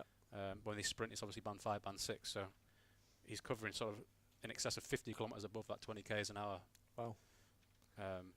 Band, so which is impressive when you think of it, because you just consider these guys just moving around the field and don't really think too much about it. But absolutely, as Rain comes in again, right arm over the wicket and Waits defends this into the offside. And you see the bowling unit in particular all monitored quite closely, aren't they, with their GPS trackers? Yeah, so definitely. So we obviously look at workload in terms of how many overs they actually bowl, but we've started to look more in depth at the intensities from which they operate at. So in the net sessions, making sure they're working at the right intensity to transfer that into a game. In the games, are they working at the intensity required to perform at the right level? As he comes in again, right arm over the wicket to Waits, who just has a little wander down the pitch and outside off stump and defends this into the leg side. Does the tracker pick up the heart rates and stuff like that? Yeah, you can link the heart rate monitors to the units, but I think the beauty of the units that most counties will use nowadays and our guys use is it can look at specific elements of the bowling action or the bowling run up so you as can well. Break it right down. Yeah, so you can look at all sorts of different metrics really with regards to that. Okay. Which is nice to track in the real quick guys, and nice to track in obviously even the spinners to a certain degree. You can get a lot of information from that. We were trialling the unit with Cal Parkey in Zimbabwe, just looking at a few of his run-up details, shall we say. So okay. As Rain comes into bowl and Waits defends this. So people will not realise, but Callum Parkinson is an absolute animal, especially when it comes to the 2K. I've watched him do it a couple of times, and it looks like his feet don't really leave the ground. He's the ultimate shuffler. Yeah, he is. No, he's got an incredible engine on him. Yeah, I think he always has, to be fair. Even during his Leicester days, he had a good engine. But yeah, he's. I'd say he's up there with the best in our group, definitely. We had a couple go sub 7 this year, but he's just over the 7 mark. But it's still an incredibly quick time. Absolutely, and especially if you look at his build, he's short, he's stocky, and he looks really strong. But I think you can tell he's just a competitor, and it's just pure kind of will that kind of gets him around the track. Definitely. As we're going to have Deleda comes in right arm round the wicket to Norris, and this one's down the leg side. I'm not sure if there's a bit of glove or thigh pad on that one, but it's going to run away for 4, and it's glove, and Norris will pick up another boundary. A little bit short and a little bit down the leg side there from Deleda, and Norris cashes in with 4. I think the thing with Carl as well is everything he does, whether it's in the gym or whether it's on the track or cricket-wise, like he wants to be the best. He's always asks questions, always wants to know what he should be doing that's going to better him. Yeah. Which is ideal, really. The ideal sort of athlete you want. Absolutely. And he's fit into the group brilliantly, hasn't he, since he's arrived. As Deleda comes in around the wicket, and this is defended by Norris out into the offside. So obviously done a lot of work with him. About Colin Ackerman, hits the ball as hard as anybody I've seen. What's his gym work like? Yeah, Cole's gym's, again, there's not a lot of groundbreaking stuff in there, really. I think he's just technically a really good, crisp cricketer in terms of his ball striking. We've looked at a few different things since he's come across from Leicester, but yeah, nothing major, really. Yeah, he does strike a beautiful ball as Deleda comes in again. This one's defended by Norris out into the offside for no run. Yeah, he's just a really experienced cricketer, isn't he, Cole? He just reads the situation of a game really well. Lovely touch game, lovely ball striking, as we saw in Zimbabwe in that T20 comp. He was walloping the ball everywhere. Right? Yeah, he struck it quite nicely in the first innings here as well. He got to his 100, and I thought, well, he's probably just going to try and hit every ball for 6 here, and if he gets out, he's spent enough time at the crease, but he just kept going and going. He did. Unfortunately for the Durham University bowlers, as Deleda comes in again, and this is again defended nicely by Norris out into the offside. So workloads for bowlers. What are you kind of looking at out of this game? How many kind of overs are you looking to get in? I think for our guys, it's very individual. So everyone's at different stages, everyone's at different levels. Again, you better have speaking to Bunny about this, Tom, because I just track and monitor things. But I think as a ballpark figure, the 30 over bracket going into the first county champ season. Deleda comes in and edges that Norris, but it doesn't carry through to the man Ackerman who we've just been talking about. And this time of year, that's your absolute worst nightmare, where it comes through about shin height, and it's no doubt catching cold fingers right on the end. Yeah. But thankfully, it looks like he's just saying how close can I actually get there. Yeah, put the lid on and get closer. But I'm sure we'll be happy for him actually for that not to carry him take 2 steps back and him be injury free for next Friday. As Deleda comes into bowl again, and Norris defends the last ball of the over. Durham University on 38 for 1, Norris on 23, and Waits on 14. So we've talked a little bit about the bowlers and kind of their workloads. Talk to us about the batters and what are the kind of key things that you look for to strengthen for the batters. Yeah, I think generally the way the game is going in cricket nowadays, I think obviously this format, there's still some good ball striking in this format, don't get me wrong, but I think with the development of the franchise game and T20 and white ball cricket in general, I think obviously the ability to clear the rope wherever you are in the world is obviously a primary quality you want from your batsman. Especially, we've probably got one of the biggest grounds in world cricket here that we need to clear the ropes. Exactly. So a lot of that just does come from. Oh, I'll let Rain go through this one. As Ben Rain comes in, right arm over the wicket, and again right on the money. We'll see that a lot over the next 6 months as Waits defends nicely back down the wicket. But yeah, I think a lot of it comes from obviously strength work is a primary thing for these batsmen. If they're strong enough, if they've got a good foundation of strength, they can then transfer that into powerful movements and heavier ball strike and striking the ball further. But then there is obviously specific elements you can work on with regards to how the lads strike the ball in terms of how we transfer force through the body. Yeah. From the ground up through the hands, through the hips into the hands. I was just going to say that the back hip seems a real big similar driver. To what you see in baseball, really. Yeah. But yeah, I think. As Rain comes in again, right arm over the wicket, and Waits defends this solidly out into. I think that's Matthew Potts, who's just put himself in the short cover. It's definitely Matthew Potts. I think the other thing with batsmen is just their ability to run between the wickets and obviously repeat that quite frequently, especially within the T20 format. So can they run between the wickets and then recover quickly to then allow themselves to go again? Especially when you're chasing a total in the T20s, you need to have that capacity to be able to do that, which is obviously a physical quality in itself, as well as a skill, technical element to be able to turn effectively. Absolutely. My worst nightmare, I think, would be running between the wickets with coggers. Yeah. Oh yeah. As Rain comes into bowl, this is pushed nicely off the front foot out to the man we're talking about, Paul Coughlin, at mid-off. His stride length and his even his turn, the technique in his turn is incredible. We obviously look at this. It's part of our testing battery every year, and like I said, the times he puts out are phenomenal. So like he'd be looking at like around the 5.4 second bracket from getting one end of the wicket to the other and back.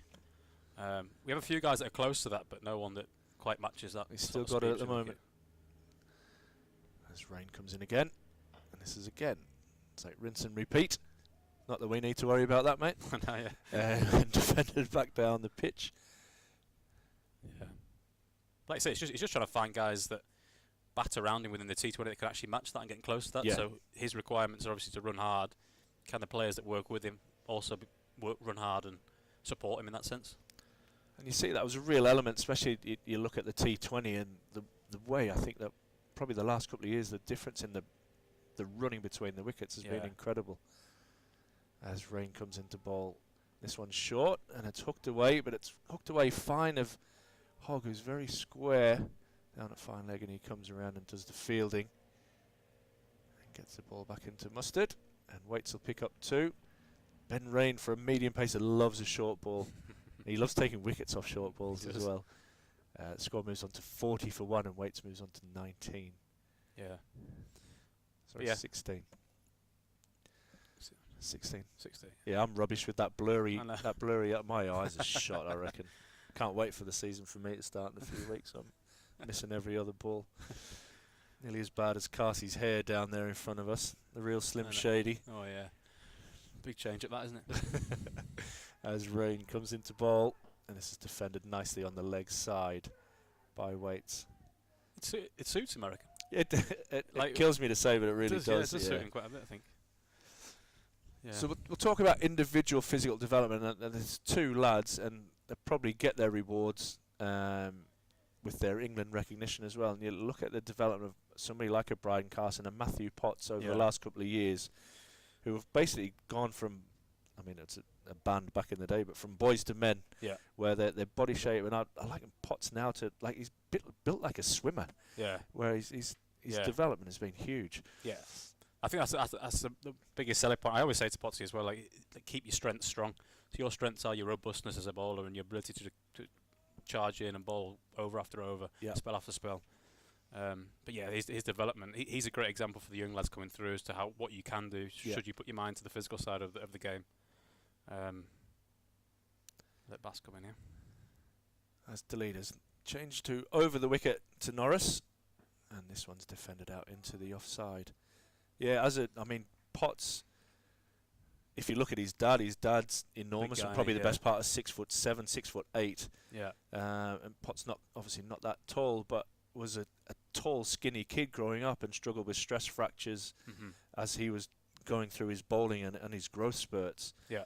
And since then his physique is incredible. Yeah. There's always I'll tell a story after this ball, but as Deleter charges in towards us, this is cut away by Norris and fielded by Hogg at backward point. But yeah, so Potsy, when he was obviously, I've been here for a while now in terms of with the pros, but when he was initially transitioning from academy to pro, like you said, he'll admit himself, his diet wasn't great, his physique wasn't great, his adherence to training wasn't great, but all of a sudden things clicked with him. Like he had 2 or 3 years of winter training where, like I said, that's coming again.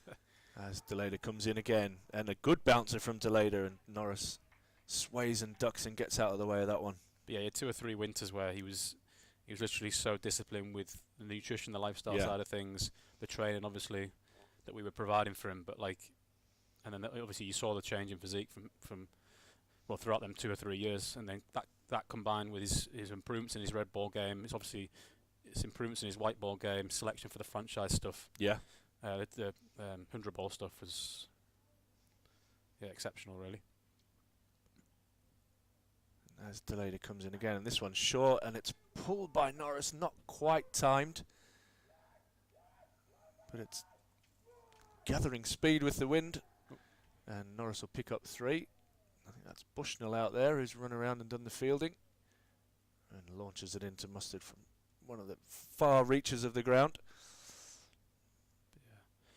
So he's changed, and then obviously his England selection off the back of them couple of seasons where he was on the park all year round, taking a ridiculous amount of wickets. Like, it was just is the biggest reward he can get, really, being selected for England. So that was brilliant to see, and like I said, a great example to the young kids of what you need to do to get to the sort of elite level of cricket.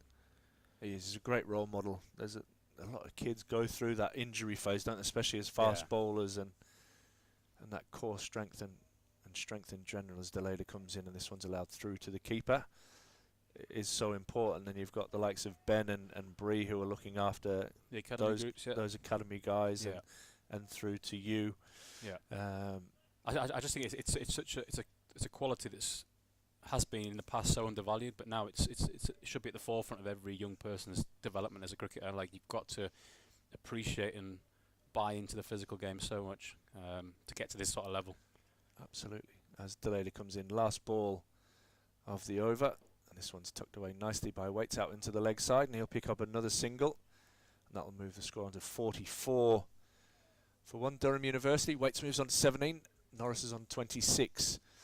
And you've got a brand new space. You're not in the dungeon anymore. No, I know, the dungeon's gone. The dungeon is now the dining room. Yeah, that's ironic, isn't it? Yeah, it's a nice dining room, to be fair. They've done a good job with it. They've done a great job, the facilities guys. Yeah.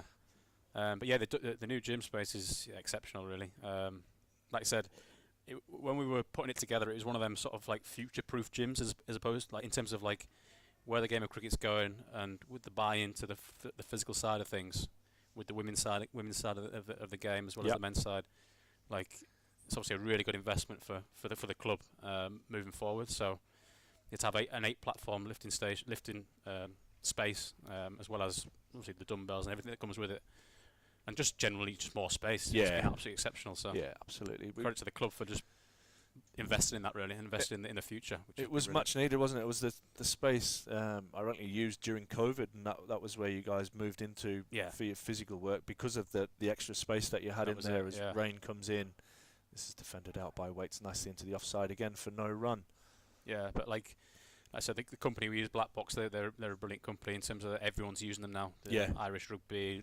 I think our school's using them as well for some of the kit up at the performance centre. So I just think generally they're a good brand, good quality equipment. So yeah, it's brilliant, really good. It just creates a better environment, doesn't it? I mean, I know it sounds stupid, even just having the natural light that comes in, and you don't feel like you're stuck in that dungeon. And as rain comes into ball, and this is defending off the black foot, and the lads can flex, and people can walk past them. Every time they're walking past, there's a little strut towards the window. And like I said, the natural light is brilliant. And like I said, it enthuse guys. It re-energizes the players in terms of their willingness to get in the gym and do what they need to do, really, which is really good, really positive. It's great stuff.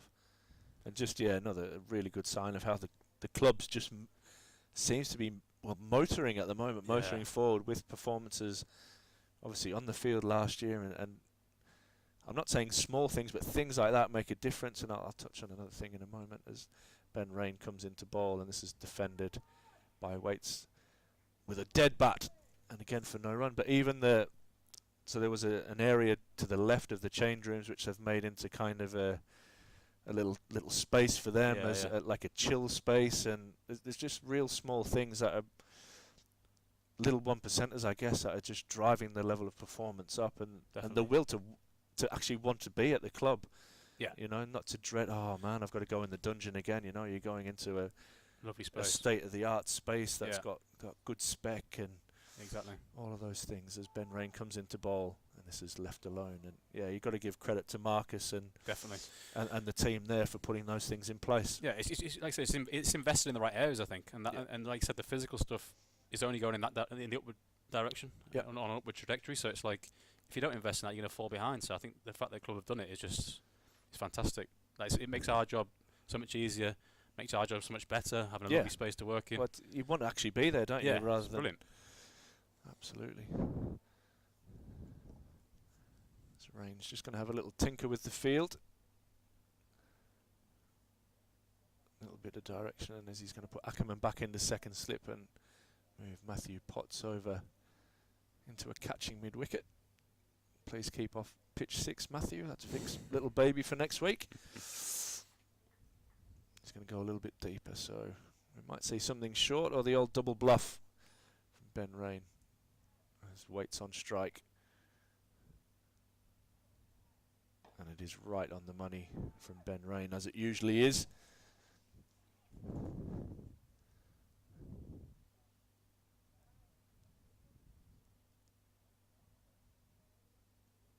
So what about your cricket knowledge? So when you came into role, Yeah. had you been involved in any cricket prior to that, or were you No, totally brand new That's to the it? thing now. There's a running joke with my dad that that I literally knew nothing about cricket when I came into it, to be fair. So it's definitely something I've learned as I've gone through my role, basically. Yep.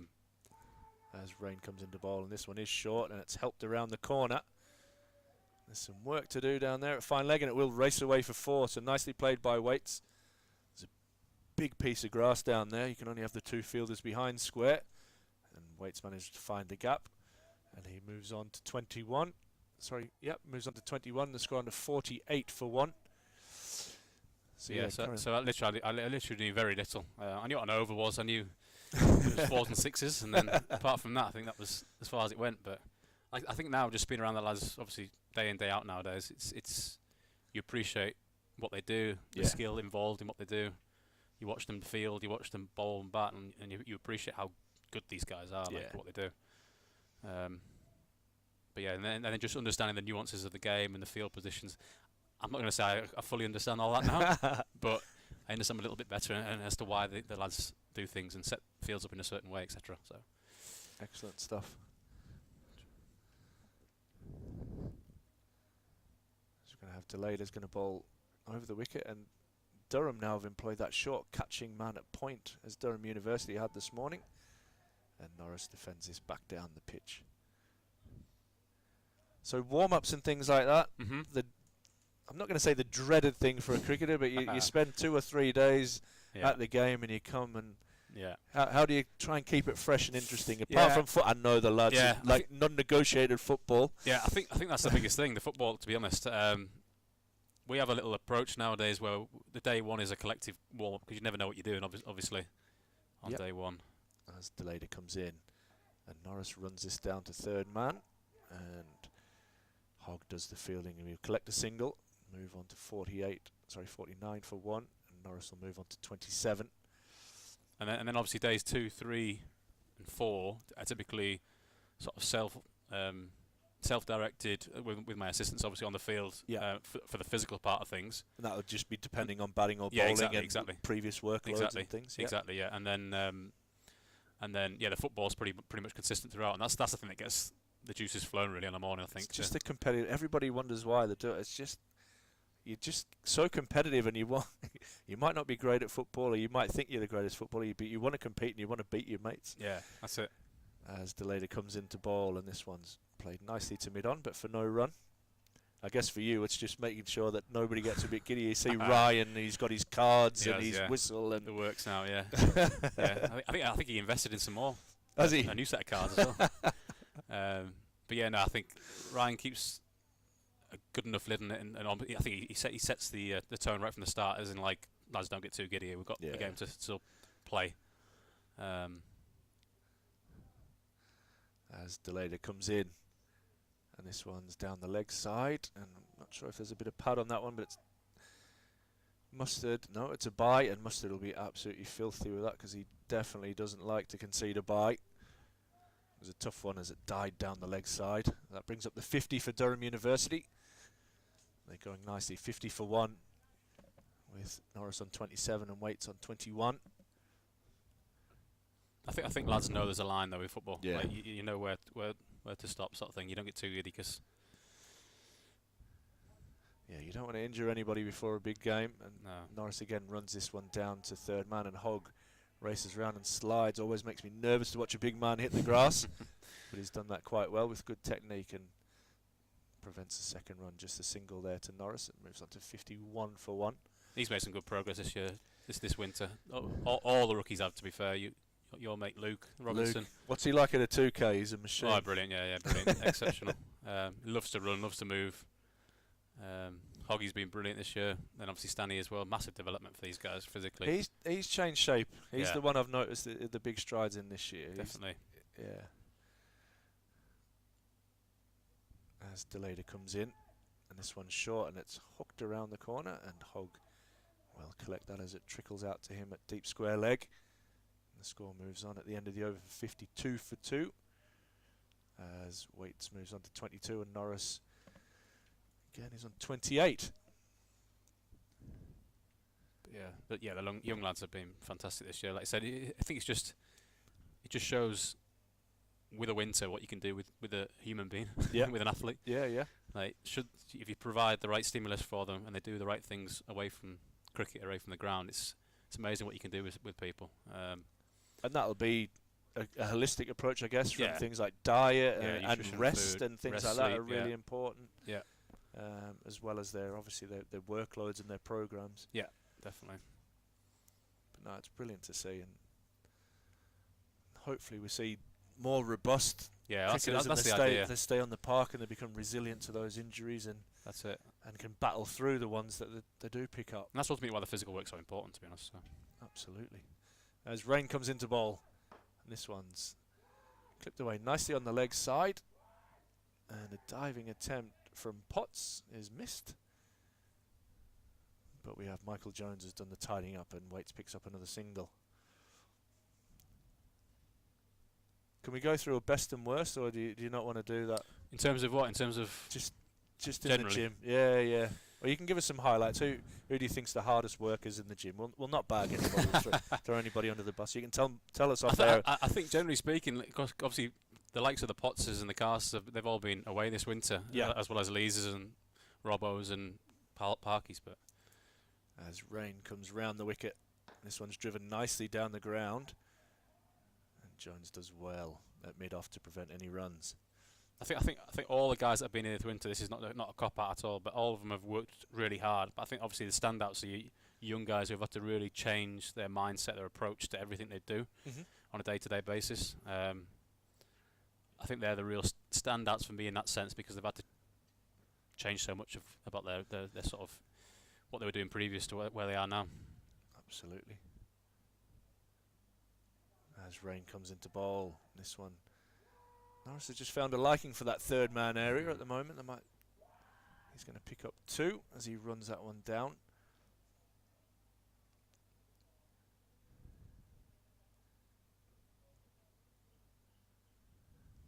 Nicely played by Norris. How long have we got left here? Mate, you can go any time No, you want. Any time you want. I'm definitely not holding you hostage. Is Rob coming back? I've just asked him there. Okay. Yeah, I need to shoot off myself in a moment. So what I don't want to do is leave this magnificent broadcast No, without exactly. any of our dulcet tones.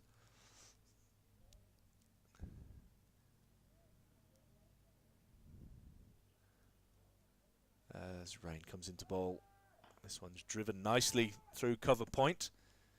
Matthew Potts strides after this one, and we'll fire it in. Something there just even noticeable about that, and something I've got you to come in and work with my guys, is Speed, efficiency in running techniques.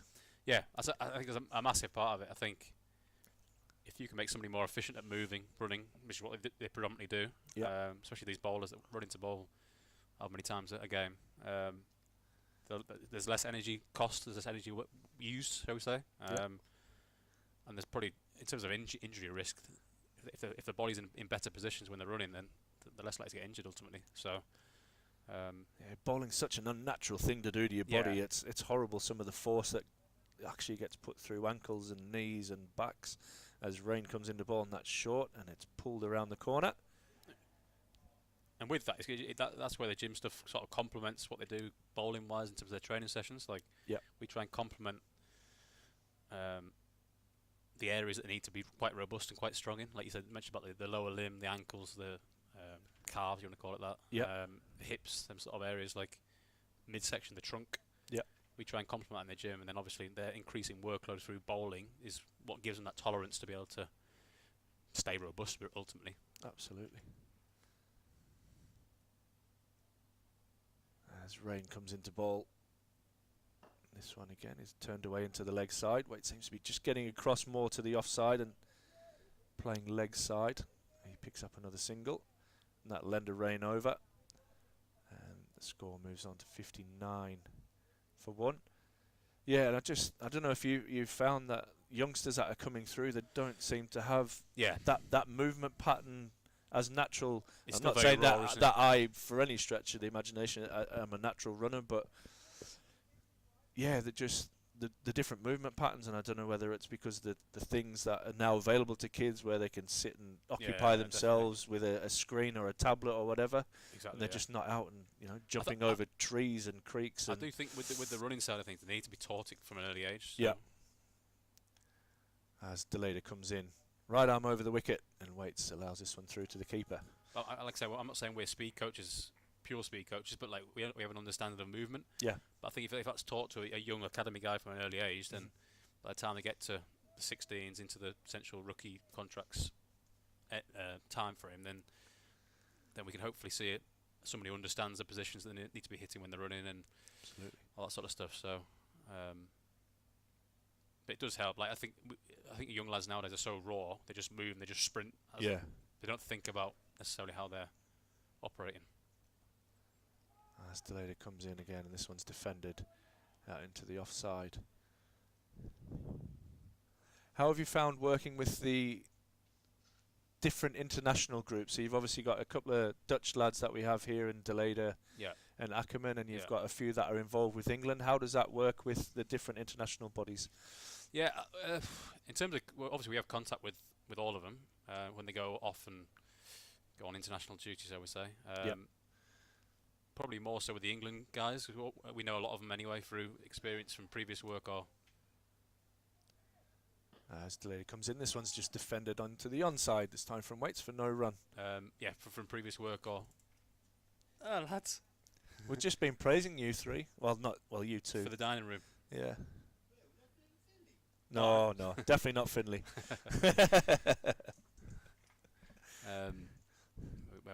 A lot of contact with governing bodies, national team, sports sciences and medicine members. Yeah, definitely. With regards to players and the current issues and programs, that sort of stuff. Yeah. Especially with them being contracted, I guess, specifically Potts and Cast, and that's again defended out into the offside for no run. Yeah, we still write their programs, their gym programs. And they still obviously engage in our speed and conditioning related sessions. But yeah, I think the likes of like the Stokeses and your Woodies, they're all it's the England staff that oversee all their physical development. And we just help with when they're in the northeast, them guys, and they need to do a session. We'll obviously facilitate that for them. For sure.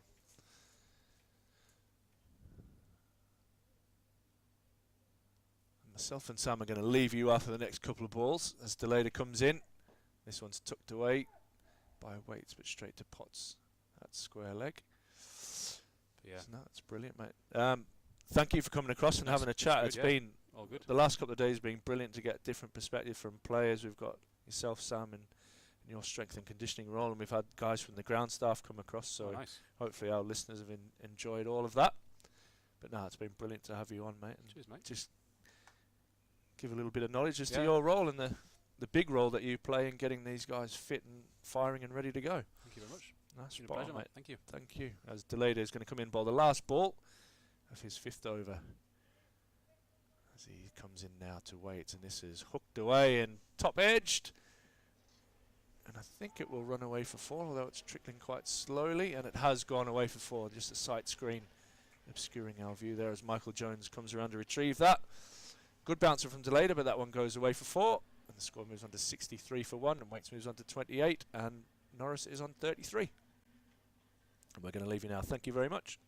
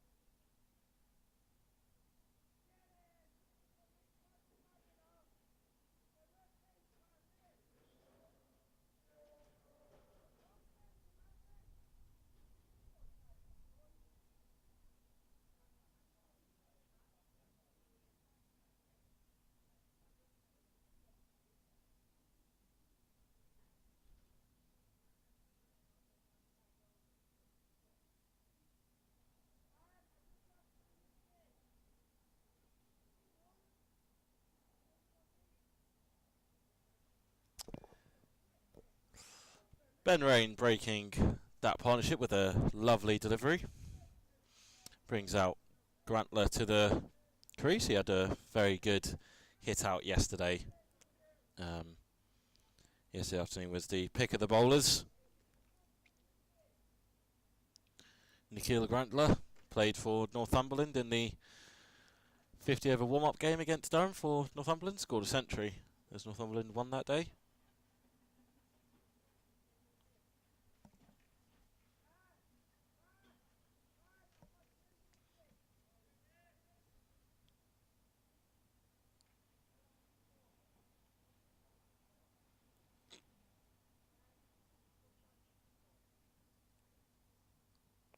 Ooh, and this one snorts up off a length. Nasty one for Grantler to get first ball. But lucky that no contact with the bat.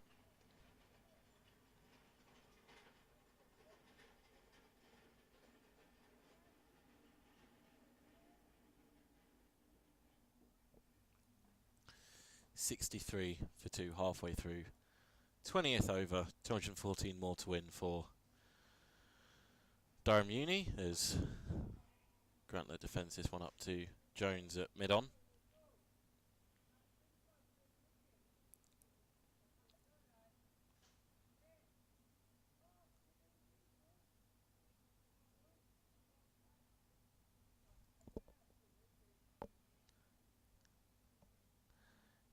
One for 15 off 4.4 Rain's figures, and Delader at the other end, none for 19 from his 5.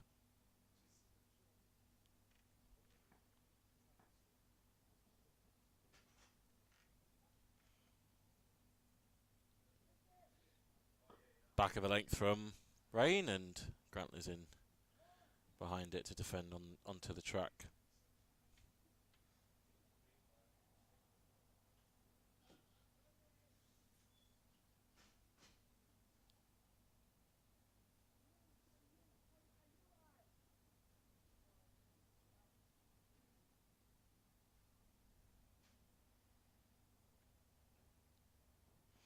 Final ball of the 20th over, 63 for 2, and Rain is in and short to Grantler, who sees it quickly, is able to hook it round a corner for a single. He'll retain strike, just the one there, and the wicket earlier in the over, 64 for 2. Grantler off the mark and waits 28 from 54.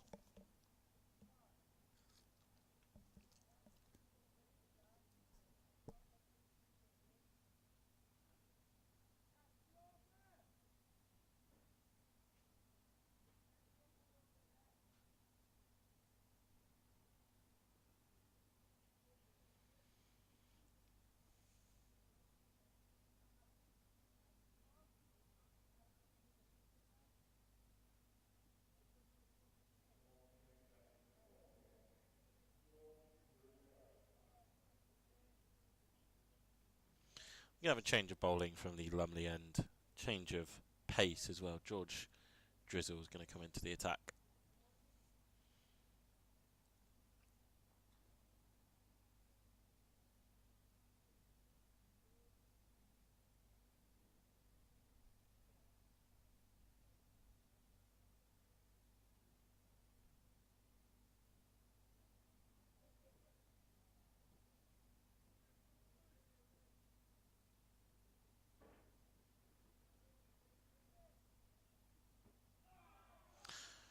Starts with a good delivery first up and half-hearted appeals for LBW, but umpire unmoved.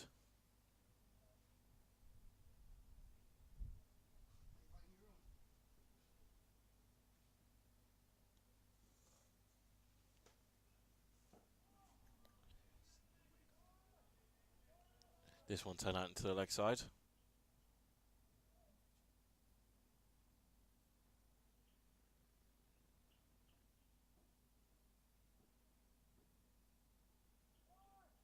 This one's fuller, and Grantler tucks it into the leg side up to deepish mid-on, where Ben Rain is situated for a single.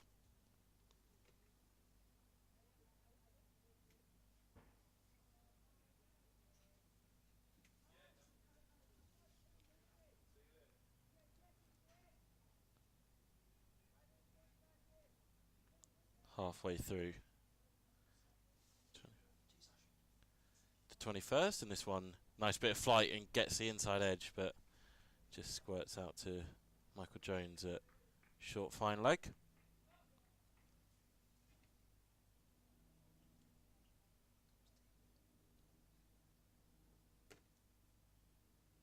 This one turned into a leg side.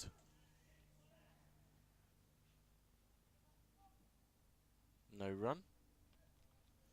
Good start from Drizel. He's in here in this one. Waits coming down the track to meet it, but not getting any meaningful connection, and that is end of the over. 65 for 2. Mel Betts takes another walk out in front of us, and looks like we're going to see Johnny Bushnell into the attack from the Finkel end.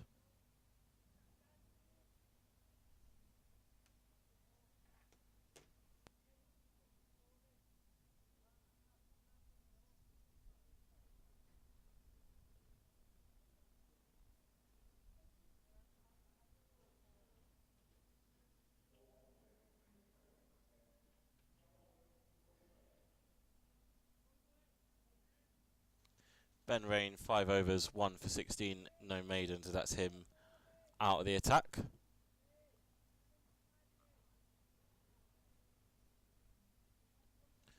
Johnny Bushnell in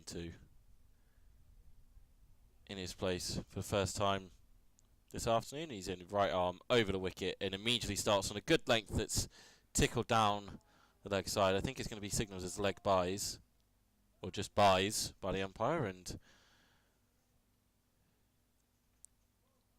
maybe a little bit too straight to start with from the all-rounder.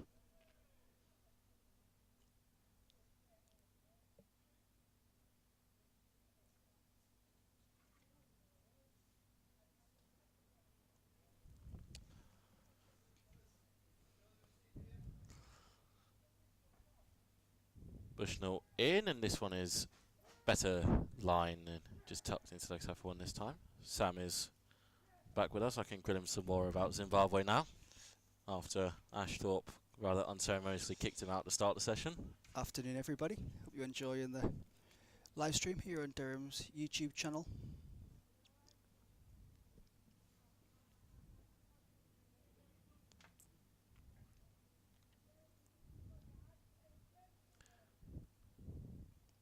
Bushnell to Waits, short of a length and dies on the way to Musters, signalled as a wide, and Grantler had come halfway down the track thinking of a single, but no need to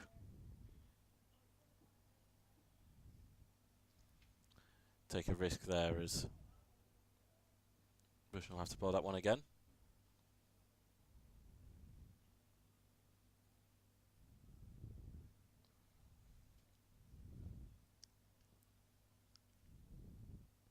Just looking over to nearly 3:15 here on a Thursday afternoon in March, sorry, as Bushnell drops this one into the offside.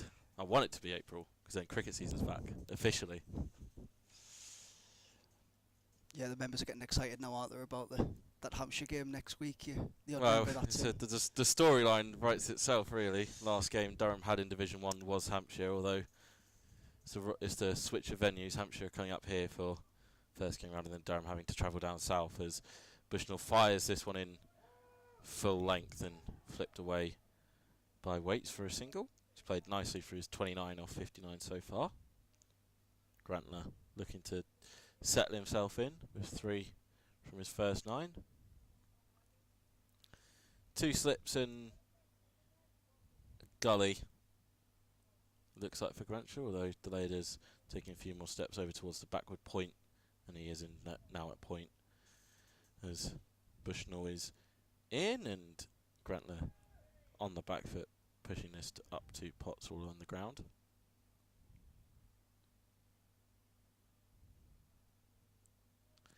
One ball left in his first over, just looking for that consistency to start.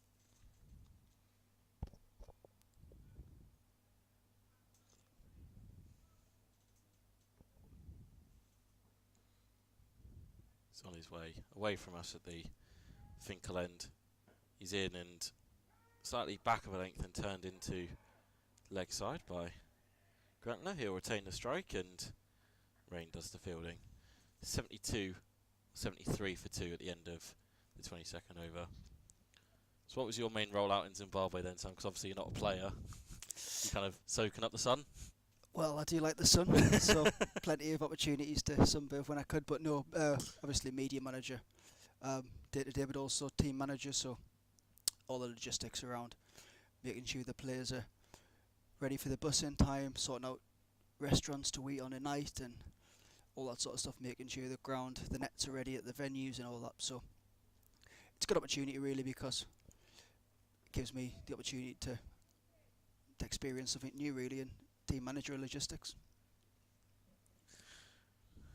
George Drizzle to start his second, and this is a nice flighted one that's driven very nicely back down the ground by Grantler. A good stumbling stop, we'll keep it to just a single. I think there were a couple of rumours flying about that Ryan Campbell said last year you're the best tour manager he's ever had. Care to confirm or deny? He did say that. I'm not sure how many team managers he's dealt with, but I'll take it. Yeah, no, it was very good. Reverse sweep and caught.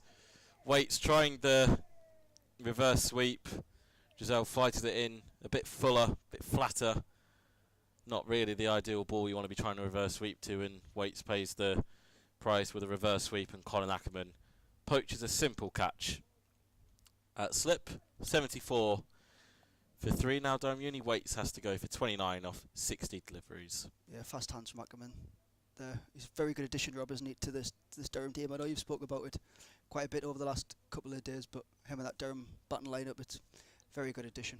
You've now got, there's just gendering, Scott Borthwick said it yesterday on when he joined us for commentary. There's now actually questions that to be had over how that top 6 can line up, whereas last year, bar Borthwick missing the first game due to a finger injury, as Waits departs for 29, 2 fours in his innings.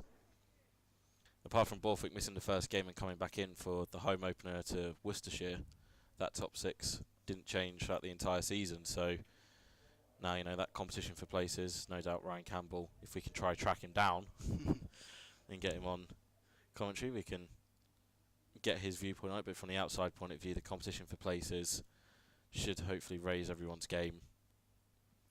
Definitely, and it's what you need, isn't it? Now you're back Going in into Division Div 1.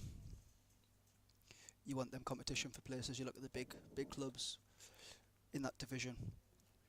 You look fighting at, for the you look at opportunities, aren't they? Surrey's batting lineup, for instance. They've got Ollie Pope, Dan Lawrence, Jamie Smith, Ben Folkes, Ryan Patel, all vying for spots in their batting lineup. So hopefully that competition for places can be the same up here, as Schaefer is the new batter. Played at Hetton Lions last year in the North East Premier League. First few games he played for them. Matthew Schaefer, first ball to George Zell is just on the front foot defending. Slip, short cover, a mid-off, a mid-on, a mid-wicket, short fine leg, a backward point and a extra cover. And Giselle immediately gets to the outside edge, second ball, and just squirts away past Slip on the floor, and Schaefer's off the mark, second ball, slightly unconvincingly.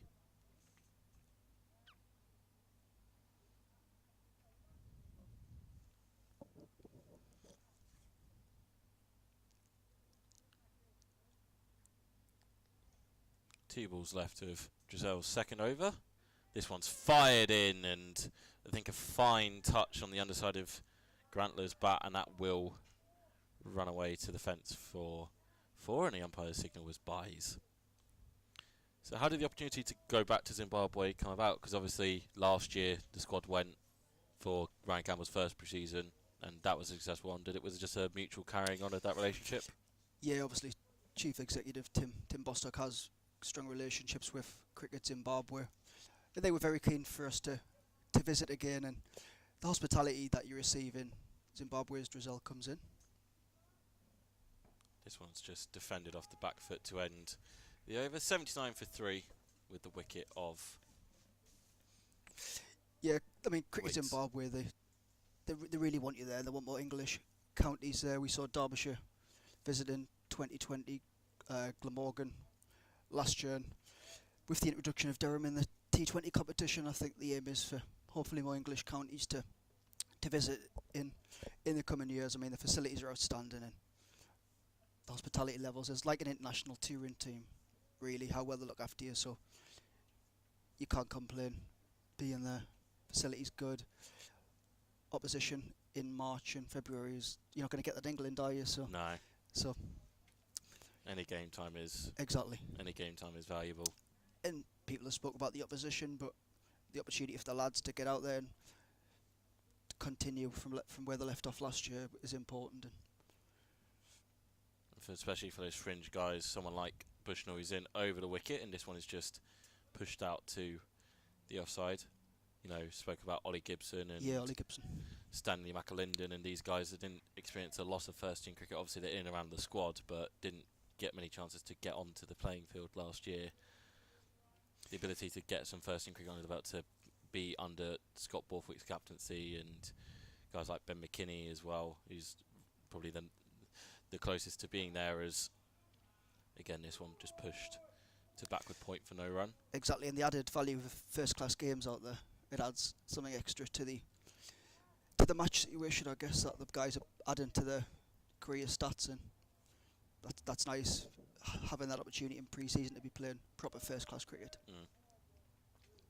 And it was Zimbabwe here, so the deputy national side as well. Couple of dots for Bushnell to start with. This one is back of a length, and Matthew Schaefer gets his first boundary, dropping slightly too short. Schaefer saw it all the way and took his opportunity to free his arms and deposit that over Ben Rain at mid-on. He moves himself to 5. Grantler also with 5. 194 more runs for victory for the university, as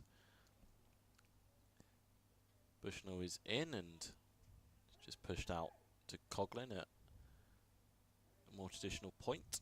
I think you've spoken about this before, Rob, but this has been a really good opposition for Durham this week, hasn't it? It has Chance to been. play the It has students. been. It's a really beneficial game for both parties. Obviously, this isn't the full strength Durham lineup, but there are still some regular members of that first choice team, as Bushnell is in and Schaefer just drives to mid-off along the floor. I mean, I think there's been games in the past where Durham have bowled out the UCCE side for 15, and it's not much of a contest. But this, those sorts of results don't help anyone. But this one, obviously, partly weather dependent. Off early on day one, late starts both today and yesterday. But the ability to have the game go the full 3 days as Bushnell completes over. This is short. It's hooked by Schaefer and Baz Deleda out there. Does well to keep it to just a single. Schaefer maybe looking to step on the gas pedal a little bit as he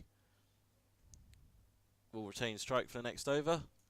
Yeah, those results where opposition sides or any sides bowled up for 15-16, you don't really learn an awful lot exactly, yeah.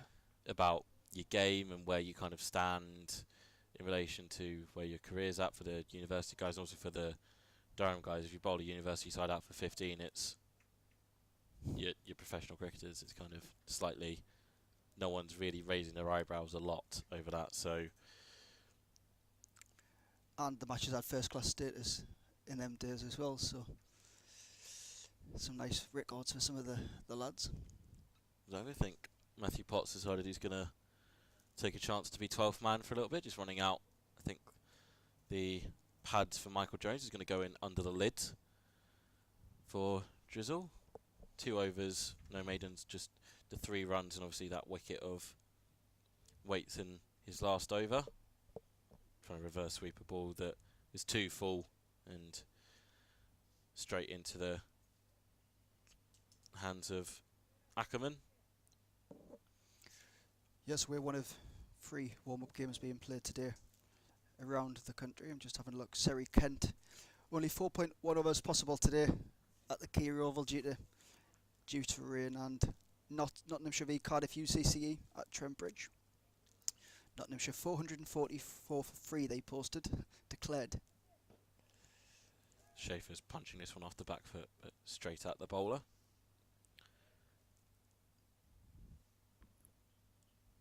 Someone like turned the weather upside down or something. The northeast has got lovely weather and the south is raining as Drizel maybe slightly shorter and Schaefer's not able to punch this one off the back foot. I mean, we look out here, blue sky, it looks like a summer's day, doesn't it, if you look sitting from inside here. You would be forgiven for thinking that we were in July already, but I can assure you, you step outside and you are brought back to reality. The Schaefer is brought back onto the front foot by Drizel. As you say, like the fringe guy, someone like George Drizel, who's I don't think played a single first-class game last year for Durham in the first team, as this one's defended off the back foot. Just that last game of the season against Leicestershire, he came in for that one, didn't he? It's a very limited game, very limited first team experience to be able to not only go out to Zimbabwe but play this one, and this one keeps low, the variable bounce coming to play again and just skids past the outside edge. He's bowled nicely in this game, I think. Dres has. He's got found some opportunities last year in the white ball, didn't he? Yeah, he's found his length relatively early today.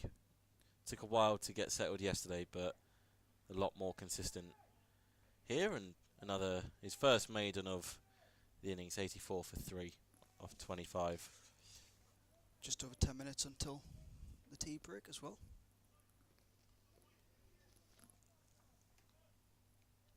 In that awkward period for batters where you don't want to lose a wicket and have to. The incoming batter doesn't want to have to start and then go off for tea and then come back on afterwards. So I think we saw Schaefer was disappointed last night, wasn't he, with the LBW decision he got. I think he'd be hoping here he can get some more runs and go into tea unbeaten.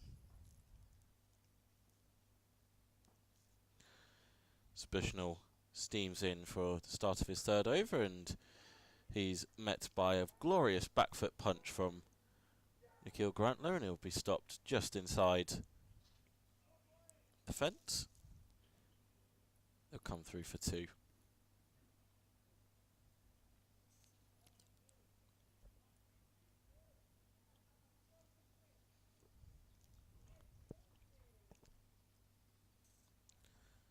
Bushnell receives the ball and runs in to bowl back of a length, and this time it's pulled by Grantler, and that one will go for 4 through mid-wicket. Neither Coughlin or Luke Robinson, who's on the field now, are able to catch that one. How did that relationship first come about with Zimbabwe cricket before the 2023 pre-season tour? Yes, like I mentioned, Tim Boss, the chief executive, he had relationships with Cricket Zimbabwe. So he obviously had them connections already, and that's where the relationship started, really. Obviously, Derbyshire were out there. Dave Houghton was head coach at the time, and they wanted English counties to be over there. So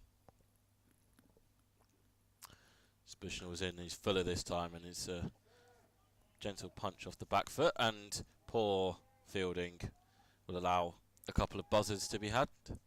No one backing up at the non-striker's end.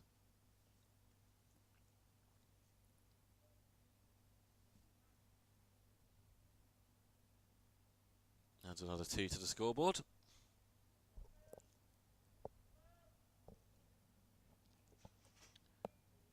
Just a gentle bit of shade away to our left-hand side, but the right-hand side over towards tractor and the covers are covered in, and this one is defended off the front foot.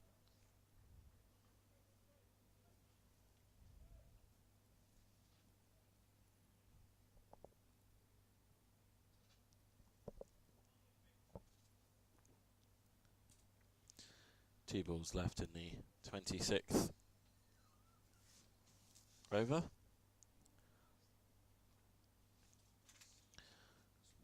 Bushnell in and turned shortly into the leg side, but no run.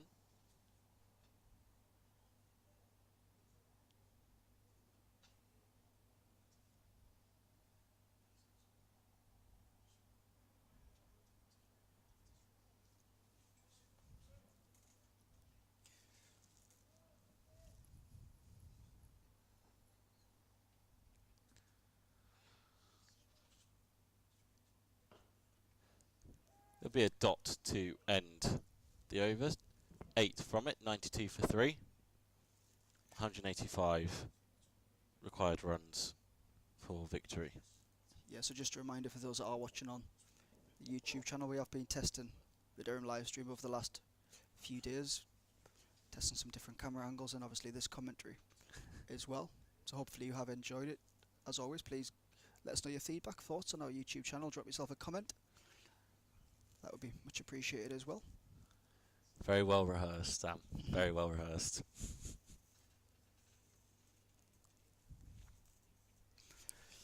Yeah, so the Roman camera will return next week for the Hampshire fixture as well, which will add something extra to the stream.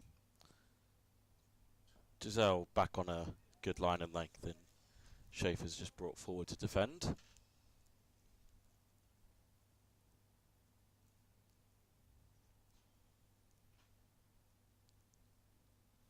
Just asking for a slight fielding adjustment. And now in slightly shorter and punched off the back foot, but straight towards mid-on. And it's Michael Jones who's doing short leg duties with no Graham Clark in the side. And that is George Giselle's second wicket. Schaefer going for the big swing down the ground, only able to find the outside edge, and Colin Ackerman is an excellent slip fielder from his time spent with Leicestershire and has his second catch of the innings, and Durham Uni lose their fourth on the stroke of tea. Yeah, not an ideal time. You spoke about that earlier, didn't you, Rob, about losing a wicket at this time of the... It's awkward because it's too early. The umpires won't call tea now, probably not. So the new batter's got to come in for 8 or so minutes as Schaefer departs for 6 from 17 with just the one boundary, and yeah, he's got 8 minutes until tea will probably be called. You don't really have a lot of time to get yourself into the game, into your innings before you back off for a bit of a break and then back out. So Josh Lawrence and the new batter plays for Crook, I think, in the North East Premier League.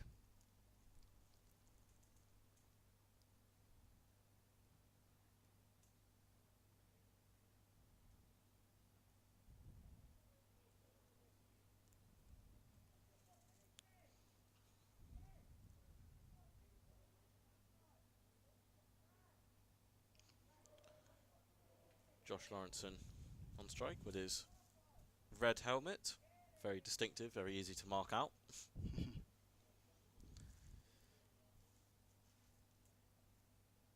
He's got 3 balls left of this George Giselle over from the Lumley end. See, in now and again a nice line and length from Giselle. He's in a rhythm. Just defended as the flag from Lumley Castle is quite nicely blowing away to our right hand side.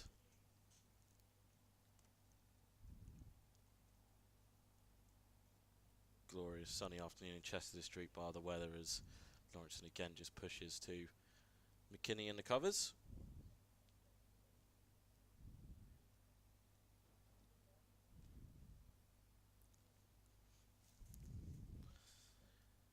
It will be a wicket maiden for George Giselle, his second of the innings.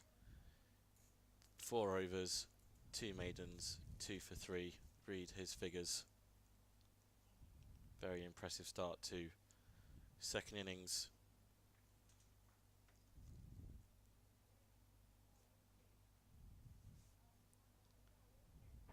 Durham Uni 92 for 4 as we move towards tea on final day of this 3-day pre-season warm-up, the only one here at Sit Unique Riverside before some of the squad will head down to Yorkshire on the weekend. Bushnell continues and drags a defence out of Grantler up the track. Yeah, I'll be there, Rob. I'm scoring that one. You're changing roles. So I'll have the scorebook back out, the Play Cricket Scorer Pro software updated. So the first game of the 2024 season here in England for for me back in the score box. Bushnell in. This one's full and driven to Deleda at backward point. The new coloured pens will get a first look out for the year. Well, what's your colour coordination? Well, for anybody that knows me, I go for Pilot V7s, and I use the same colours for my club team, Appleton. So the same players have the same colour all season. Bushnell is in. This one's back of a length and pulled very nicely and well fielded by Potts, who's back on out at deep forward square leg, and Lawrenson is off the mark. Oh no, sorry, that goes to Grantula. He's on to 14. So yeah, at Headingley, you score miles up in the top of the media centre. I remember being there for the Ashes last year, and the media centre does look. It's a big one.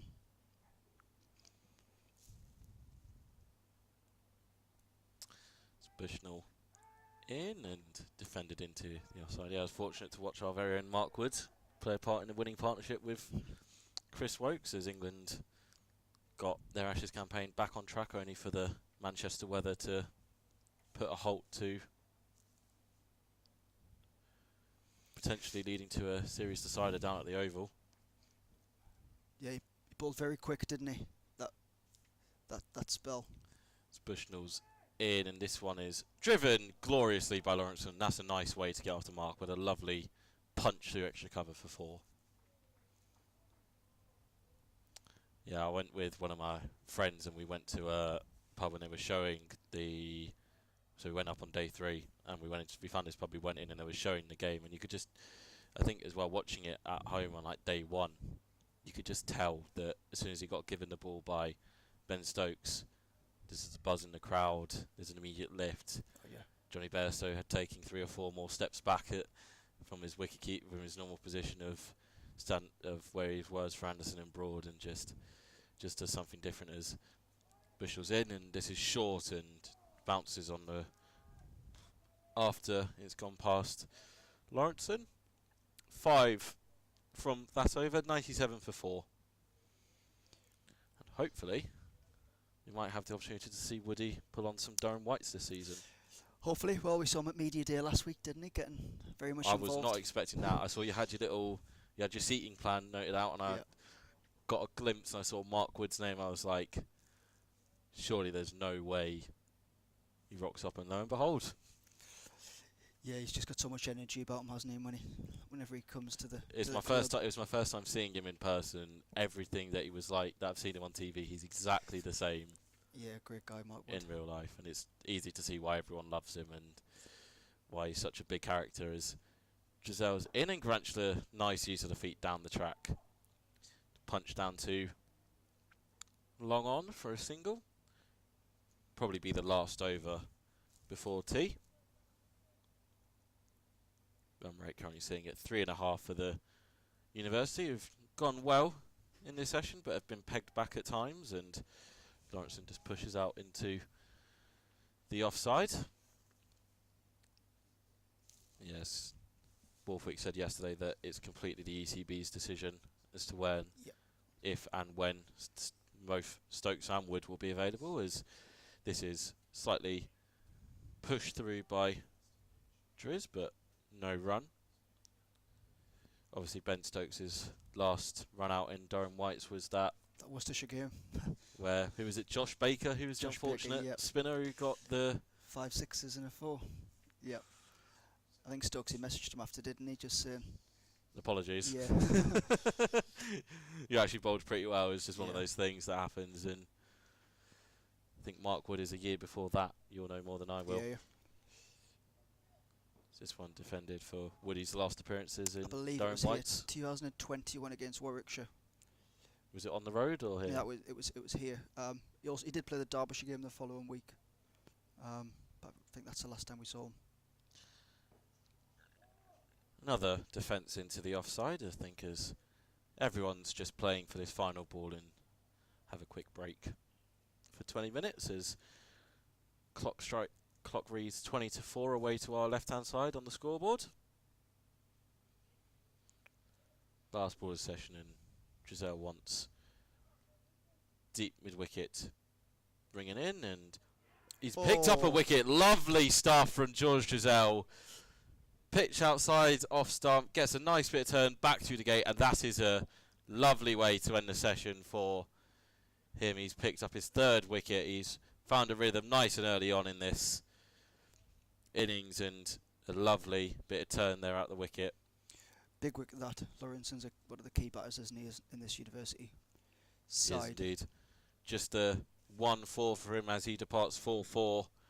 Durham Uni 98 for 5, and Ben McKinney and Ryan Campbell will be very happy with that afternoon session, picking up 5 wickets after declaring at lunch. Very much so.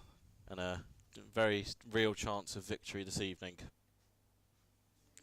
Halfway through the Durham University batting lineup as they now head up towards the pavilion and the dressing rooms for a quick break, and we'll be back as they come back onto the pitch in about 20 minutes' time.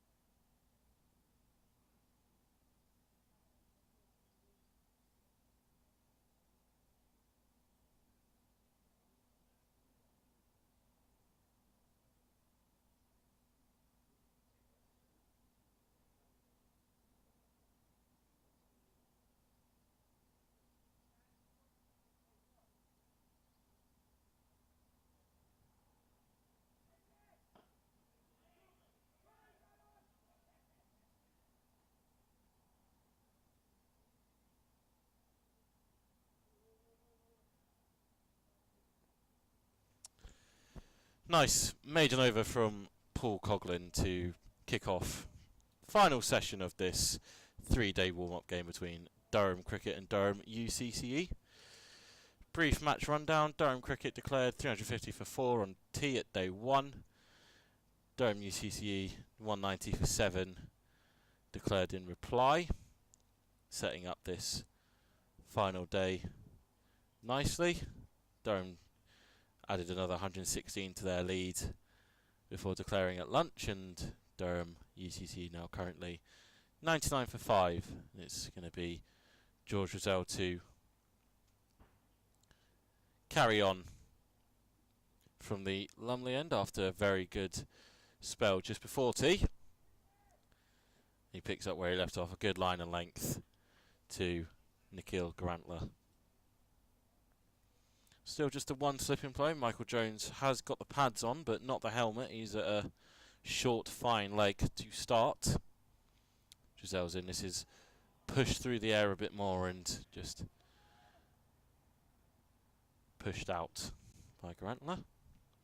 So hopefully we will get head coach Ryan Campbell on to talk to some of his mind as Garantla now comes down the track, and that's some way to get the first run to the evening session. Very good use of the feet from the batter, and nothing much George Rizal can do about that one. It brings up the 100 for Durham UCCE after 30 and a half overs.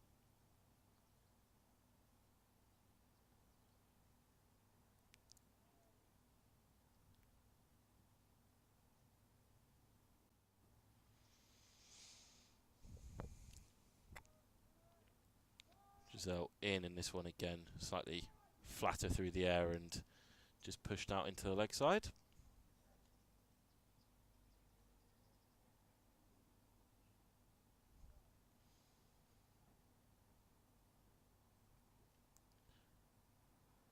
Bit more flight and again nice use of the feet from Garantla before whipping it away through the onside for a single. Dan Hogg stationed out on the long arm boundary, and now Michael Jones will be under the lid for Metcalf, who's just faced a one ball since tee. He's got a catching mid-wicket and short leg to deal with as Rizal is in, and nice flight, and there'll be a turn there as we saw last ball of the session. Able to get one to nip back through the gate. 104 for 5.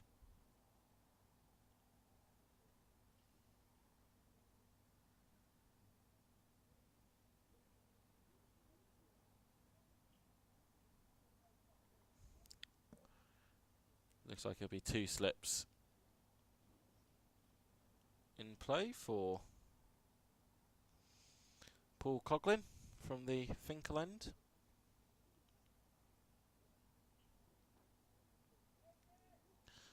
As he's in now, as the lights are on here at 4 and just driven for no run.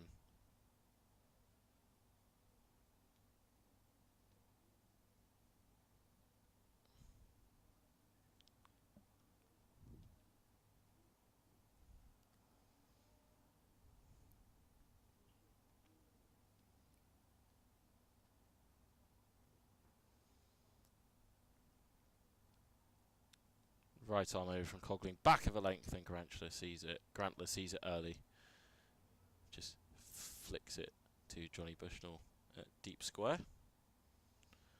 Moves himself to 22 from 36 deliveries. Batted very nicely for his 47 yesterday, and unfortunately missed a rank half tracker from Rizal, which denied him of his 50.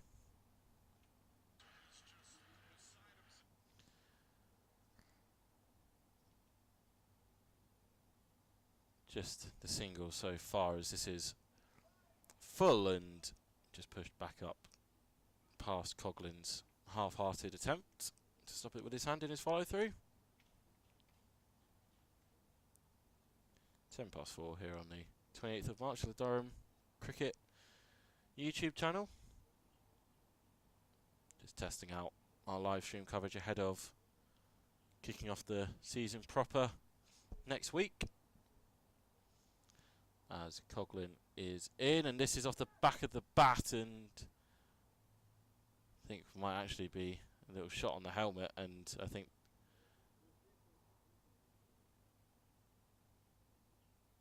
umpire just having a word. Maybe light as well.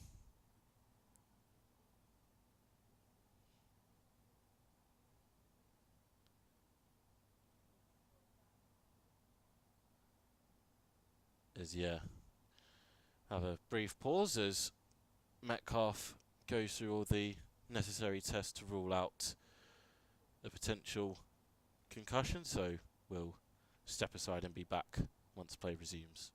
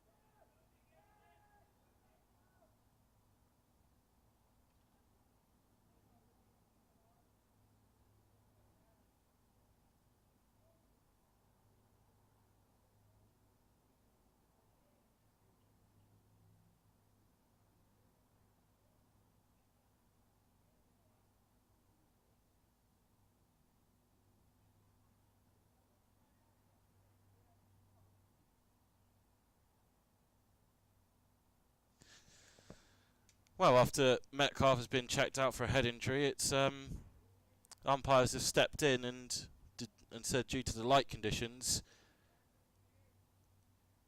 you can only bowl spin.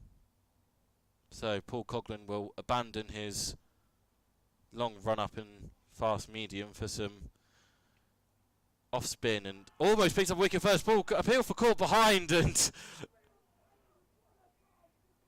nothing given by the umpire. I'll be brutally honest, I don't see this carrying on much longer if all Durham can do is bowl spinners. I think Ben McKinney will be looking at a shake of hands, and this one is a rank half tracker from Coughlin, and just played out for the final ball of the over.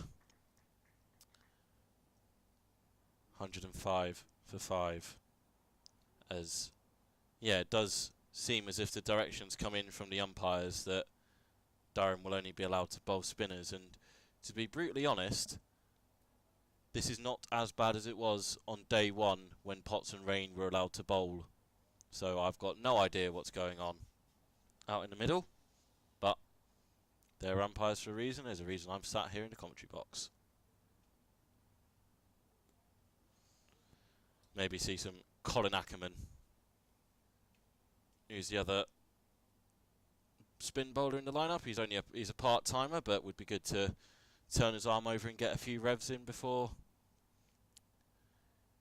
the Hampshire game. Currently standing with 2 caps on his head at first slip as Giselle is in continuing, and this one is a down the leg side, very well taken by Hayden Mustard.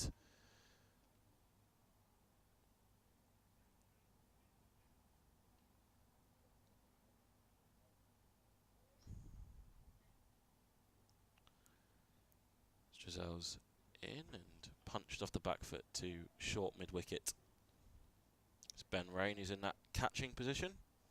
Quite likes having one off his own bowling, and returning the favour here to Giselle, who started with a couple dots and will get a third in a row. Was just gently pushed out to Matt Potts at extra cover.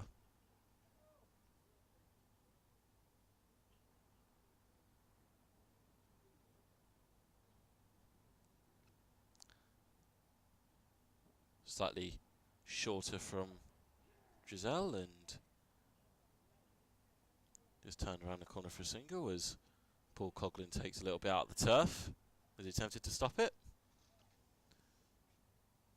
Ground obviously still pretty soft after the weather we've had up here in the northeast, and Metcalf on strike brings Michael Jones back in under the lid.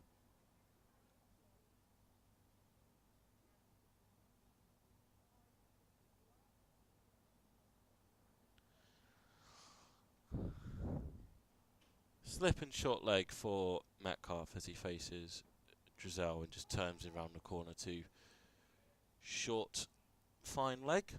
Baz Deleda doing the job there.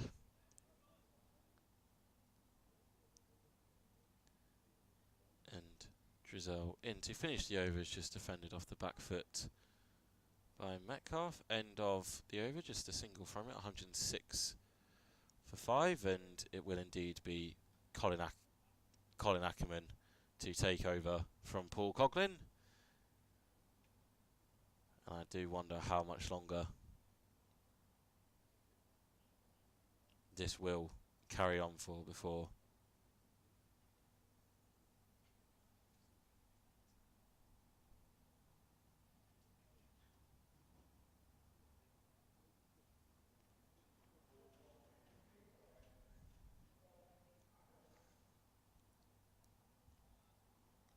first bowl since coming back from Zimbabwe for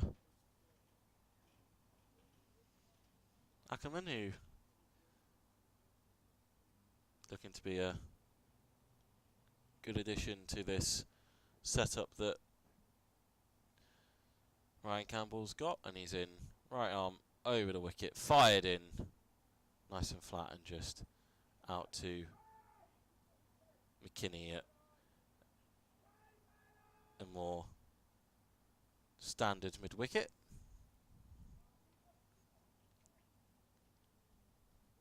Matthew Potts in at slip for Ackerman. He's in again and punched off the back foot this time. Very nicely done. There's a chance of a run out. He's gone to the wrong end. Metcalf had set off with a single. Grantler sent him back, and if the throw had been to the non-strikers, then there was a very good chance of a run out, but throw went into the striker's end, and the batting pair get away with one as Ackerman slightly tampers with his field, and Grantler just defends off the front foot.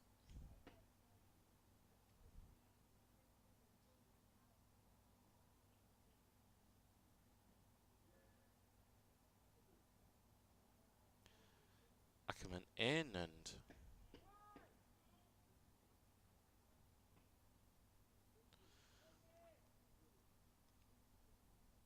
just pushed into the onside for no run.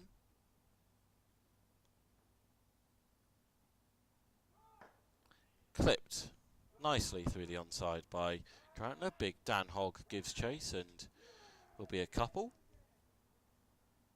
Moves himself onto 25.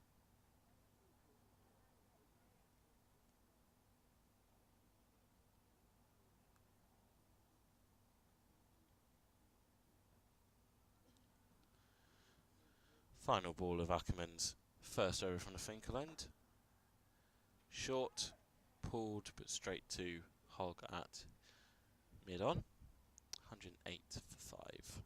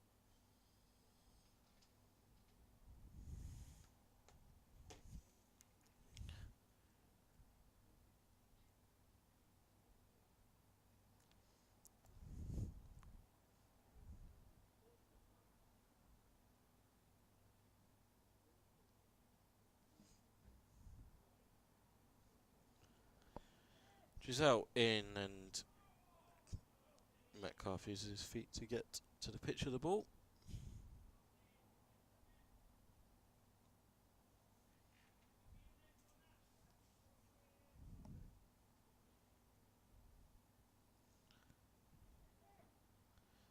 This time defending off the back foot.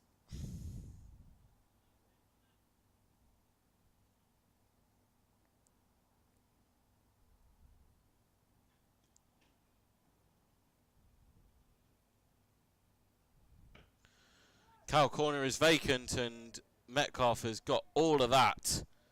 Beautiful shot to get off the mark by the wicket keeper. Onto the scoreboard with a 6.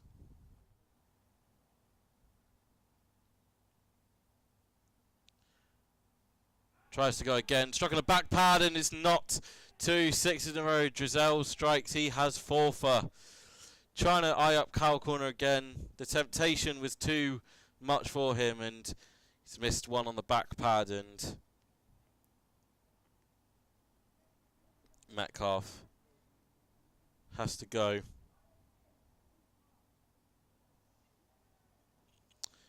Goes for that 6, the ball previous, and Durham Uni now 6 down.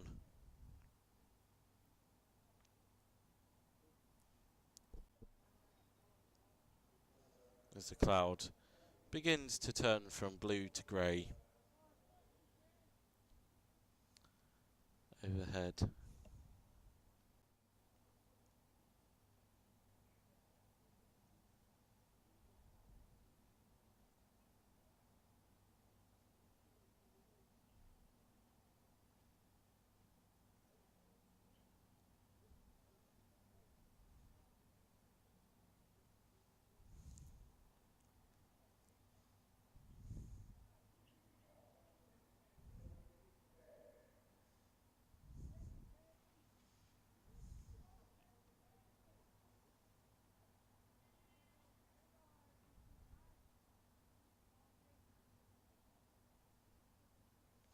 Freddie Fairy, the new batter at the crease.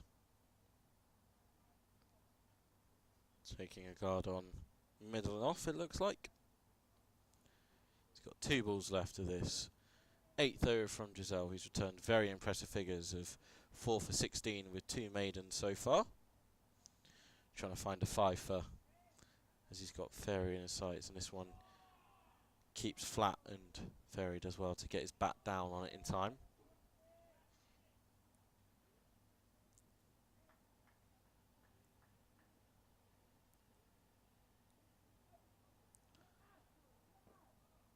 And defended off the back foot nicely by Fairy. 6 and out for Metcalf in that over, and that brings it to a close. 114 for 6.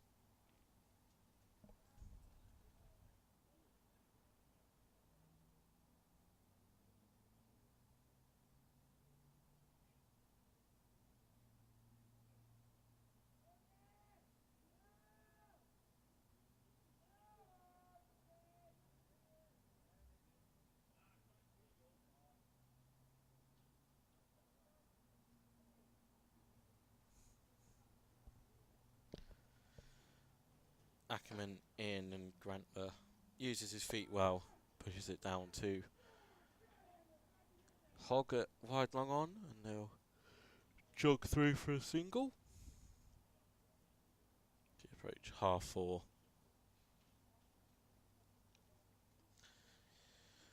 Here at Set Unique Riverside.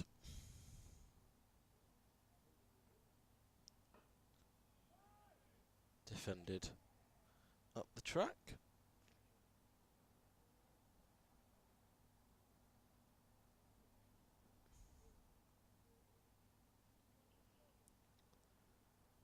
Slightly fuller and flatter from Ackerman, and again just push to Hogg, who's now come up to a traditional mid-on.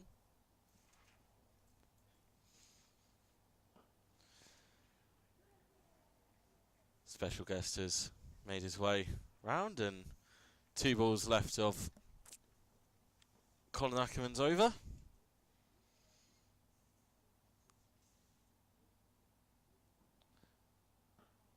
Played off the back foot to Ben Rain at short mid-wicket. Still just the 1 slip, no short leg in play for Ackerman, who's finishing his 2nd over here. This one bit dies in the bounce and just turned away, and that brings that overturn just a single. 115 for 6, and I can say that Brian Campbell is joined alongside me in the press box. Hello, mate. How you doing? I'm not doing too bad, mate. Yourself? I'm very well, thanks. First question, overall thoughts on how both sides have played this game? Yeah, look, obviously lots of good things for both teams, I would say. Obviously, my eyes probably a little bit closer on our guys and how we're going about it. I think George Drizzle has been excellent with the ball. Seems to have found a good line of length, and he's just firing that one in a bit fuller and just turned around the corner there by Grantler, who's shown some good ability with the bat over the last 2 days, and they'll come back for 3. Yeah, George has had a pretty good pre-season, to be honest. Unfortunately, hurt his hamstring just before we went to Zimbabwe, hence why he didn't appear in those matches, those first-class matches. But we're pretty happy with the way he's progressing nicely, and I know Graham Onions has worked a lot with a few little minor technical changes to his bowling. So I think he's again got good rewards for his efforts. He's in here in this one, defended off the back foot.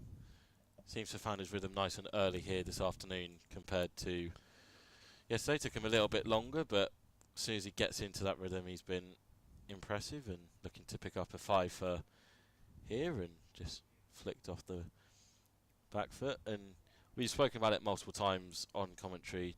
It's not been the walkover that some might have expected. The university team have provided a good challenge for your men out there in the field. 100%. Giselle in and just defended into the ground at short leg. Yeah, look, it's a busy period for the university teams. They have a lot of their season against the big opposition, early on in the year, which is obviously not perfect for them, but gives them some good cricket. Giselle in, slightly wider, and Ferry with a nice shot off the back foot that runs away. Ben McKinney trying to hunt it down, but to no avail, and Ferry gets off the mark with a nice boundary and punch through the offside. Yeah, but look, at the end of the day, this game is about, for us, is to get us ready for next week against Hampshire, and overs into Rain, Potts, Coghlan, Delata is obviously very important for us, but just as importantly, we saw a magnificent innings from Colin Ackerman, who continues to shine in this pre-season, and hopefully a sign of big things to come. This one is played out to Potts at mid-wicket for no run. 122 for 6, Durham UCCE. You mentioned the bowlers don't the importance of getting overs into the legs. You've got a bit of a headache coming up next week with your bowling selection. No headache. That's the beauty about bowlers. They all have to rest nowadays. The old science department will get in and tell me that this bloke's got to bowl this over and this bloke's got to bowl that many overs, and they'll all be rested and rotated along the way. So, to be honest, that's the least of our problems. The trick of it all, I guess, Ackerman is into Grantler, who just pushes this to Hogg. Is to make sure you've got a bank of fast bowlers that you can go to, and we know that's vitally important to get us through a long county cricket season, and hopefully we're getting them ready to go. Ackerman in again and just defended. And because like I say, they are all going to be called upon. No one can play 7 games in 8 weeks or whatever it is, and think they're going to get out the other end. This one clipped to Hogg for no run. So yeah, we got to make sure all of our fast bowlers are ready to go, and then that next layer of youngsters are ready to go as well if called upon. Colin Ackerman struck on the pad, but I think impact outside the off stump or an inside edge from Fairy. No lengthy appeal there. And and I'm talking about Hogg, young Lukey Robinson, these sort of guys.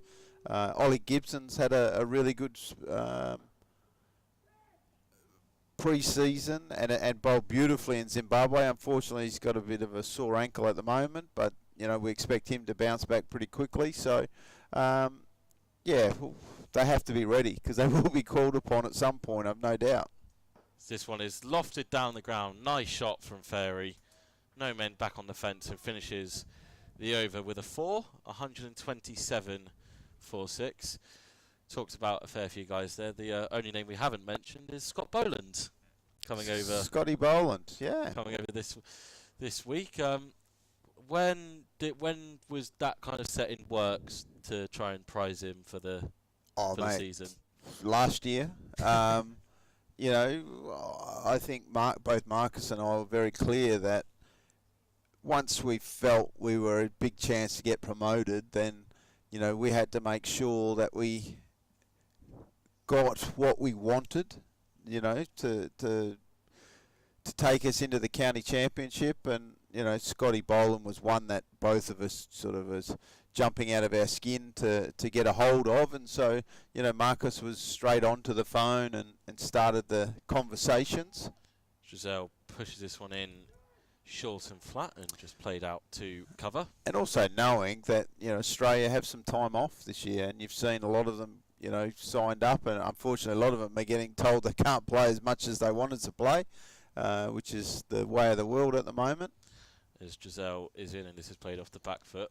Yeah, Aaron Hardy down at Surrey, and yesterday Nathan Lyon being told he's got a reduced workload for Lancashire. Only 7 of the first 9 games he can be picked for instead of being around the full season. As this one is short and wide, and Grantler does not need a second invitation to cut that one away to the fence. And when those conversations were being had with Scotty Boland, was there the same keenness on his part to come over here and try himself? Well, 100%. He hasn't played county cricket. And he hasn't played a lot of it, if he has played at all. But the other thing is that what I guess was so enticing for him was that we threw in T20 cricket for him, because he definitely hasn't played a lot of that, and he's got a real passion for it. So, for us to give him that sort of opportunity as well. Giselle was in a bit fuller this time and just tucked away nicely by Grantler for a single down to long on. And again, Scotty's going to be another one that we're going to have to manage. Like, he's not going to be able to play 7 games in 7 weeks either. So, he'll be like Carson Potts and Coughlin and, probably Ben Rain at some point. We'll rotate that section of bowlers that we have, and, I'm sure that, Bunny will keep them. Graham Onions, obviously our bowling coach, will keep them all in fine fettle, and when they are needing a break, we'll make sure that they do that. But yeah, it should be a good old start to the year, really. This is short, and just able to crank onto the back foot is fair, and he's cranked that over towards the health club for 6. And that ends the over 11 from it, 138 for 6. Bit disappointing these last couple of overs from Georgie. He's just let the foot off the gas a little bit. I think it's we haven't really seen him bowl or drop short or wide this whole match, but these last couple of overs he sort of slipped into a couple of bad habits, which we don't want to see that too often. Obviously, you mentioned the rest and rotation. Comes into a bit of a bigger question now with Carson Potts being under more watchful ECB guidance as Ackerman is in and just played back to him by Grantler. How are you kind of, obviously you'll talk about it more with the S&C team at the time, and Bunny will have a big impact as well as Ackerman is in and Grantler plays this down to long on for a single. How does that come into your thinking of, obviously you have to assess the pitch, and you have to assess where the rest of your bowling attack is at, but with those top guns, where's the balance between? Well, the conversations go on with Neil Colleen, who's the English bowling pathway manager, or not sure what his role is, the head bowling guy. We'll go with that, head bowling guy. Yeah, well, he obviously, and Killer is bloody brilliant at his job, so he knows exactly what he feels that is the right workloads for all of them. So this one just defended into the leg side. And obviously that's not just here at Durham, that's the whole, every 18 counties with a player either on the ECB list or, that fast bowling contract system. That, he's obviously keeping a close eye on all those sort of guys. Attempted big swing from Ferry, but only brings about an inside edge to mid-wicket. And, we have those conversations, we've had those conversations. So I have a fair idea of what their ideal world is, and I've actually spent all afternoon trying to tinker with that and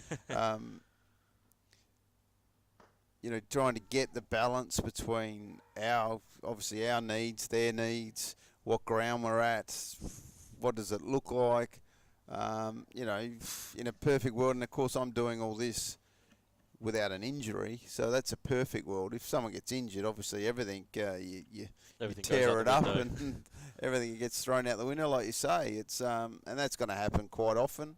I've no doubt. So look, it looks like here that we're going to come off the ground. It is quite dark, to be honest. But yeah, look, it is the modern world. We're trying to prevent injuries.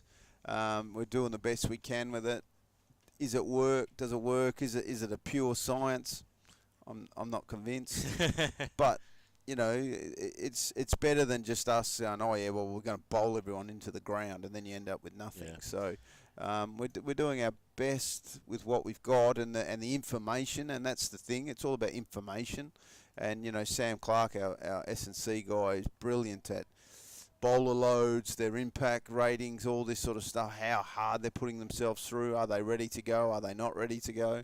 But in the end of the day, every individual is different. Some are a bit tougher than others, and some need to bowl more than others, to get up and going. So we'll do whatever we can. We'll put our best, and that's why I say, we've never ever got a perfect 11. We've got the best 11 for that day, and that's what we'll do. We'll keep picking that. There is no simple answer to who is our best 11. Yeah, I probably have a bit of an idea. But, we'll put a good team together. I think we've got. That's why it's so important, and that's why probably sing his praises way too much. But he's bloody brilliant at his job in Marcus North. He's assembled this squad, and he knows you got to go. It's going to be tough work. It's going to be there's going to be ups and downs. You're going to have player injuries. You've got youngsters coming through your academy system. You've got older players coming through. But, yeah, we have what we have. And unfortunately, it looks here that the game might be over. Yeah, I think the umpires have just signalled that we won't be coming back out. Just before we wrap up here, it's been a long wait for you guys to first of all get on your pre-season tour, come back from Zimbabwe. You've got Yorkshire in a 2-day game at the weekend. I imagine next Friday is going to feel pretty good when you're able to kick all of this behind and just get back into county cricket. Yeah, it's going to be exciting. I think the Durham faithful and all the county fans around the country. It's been a long old winter, and now it's time to play. So hopefully, good luck to all the teams, but especially good luck to Durham. Thank you very much, Ryan. And unfortunately, that is us done here for this 3-day game between Durham Cricket and Durham UCCE. Ended by bad light, as we did on day one. Thank you to everyone that's joined us in the 3 days, and thank you to Ross and Andy today for operating the cameras. We'll be back next week for the return of Division 1 cricket to the North East, as hands are shaken up on the balcony as bad lighters brought this friendly to an end. But as I say, thank you very much for everyone joining us on YouTube, and we will hopefully see you in the ground next week, and if not, we'll hopefully have you tuning into our live stream. Thanks once again, and we'll see you shortly.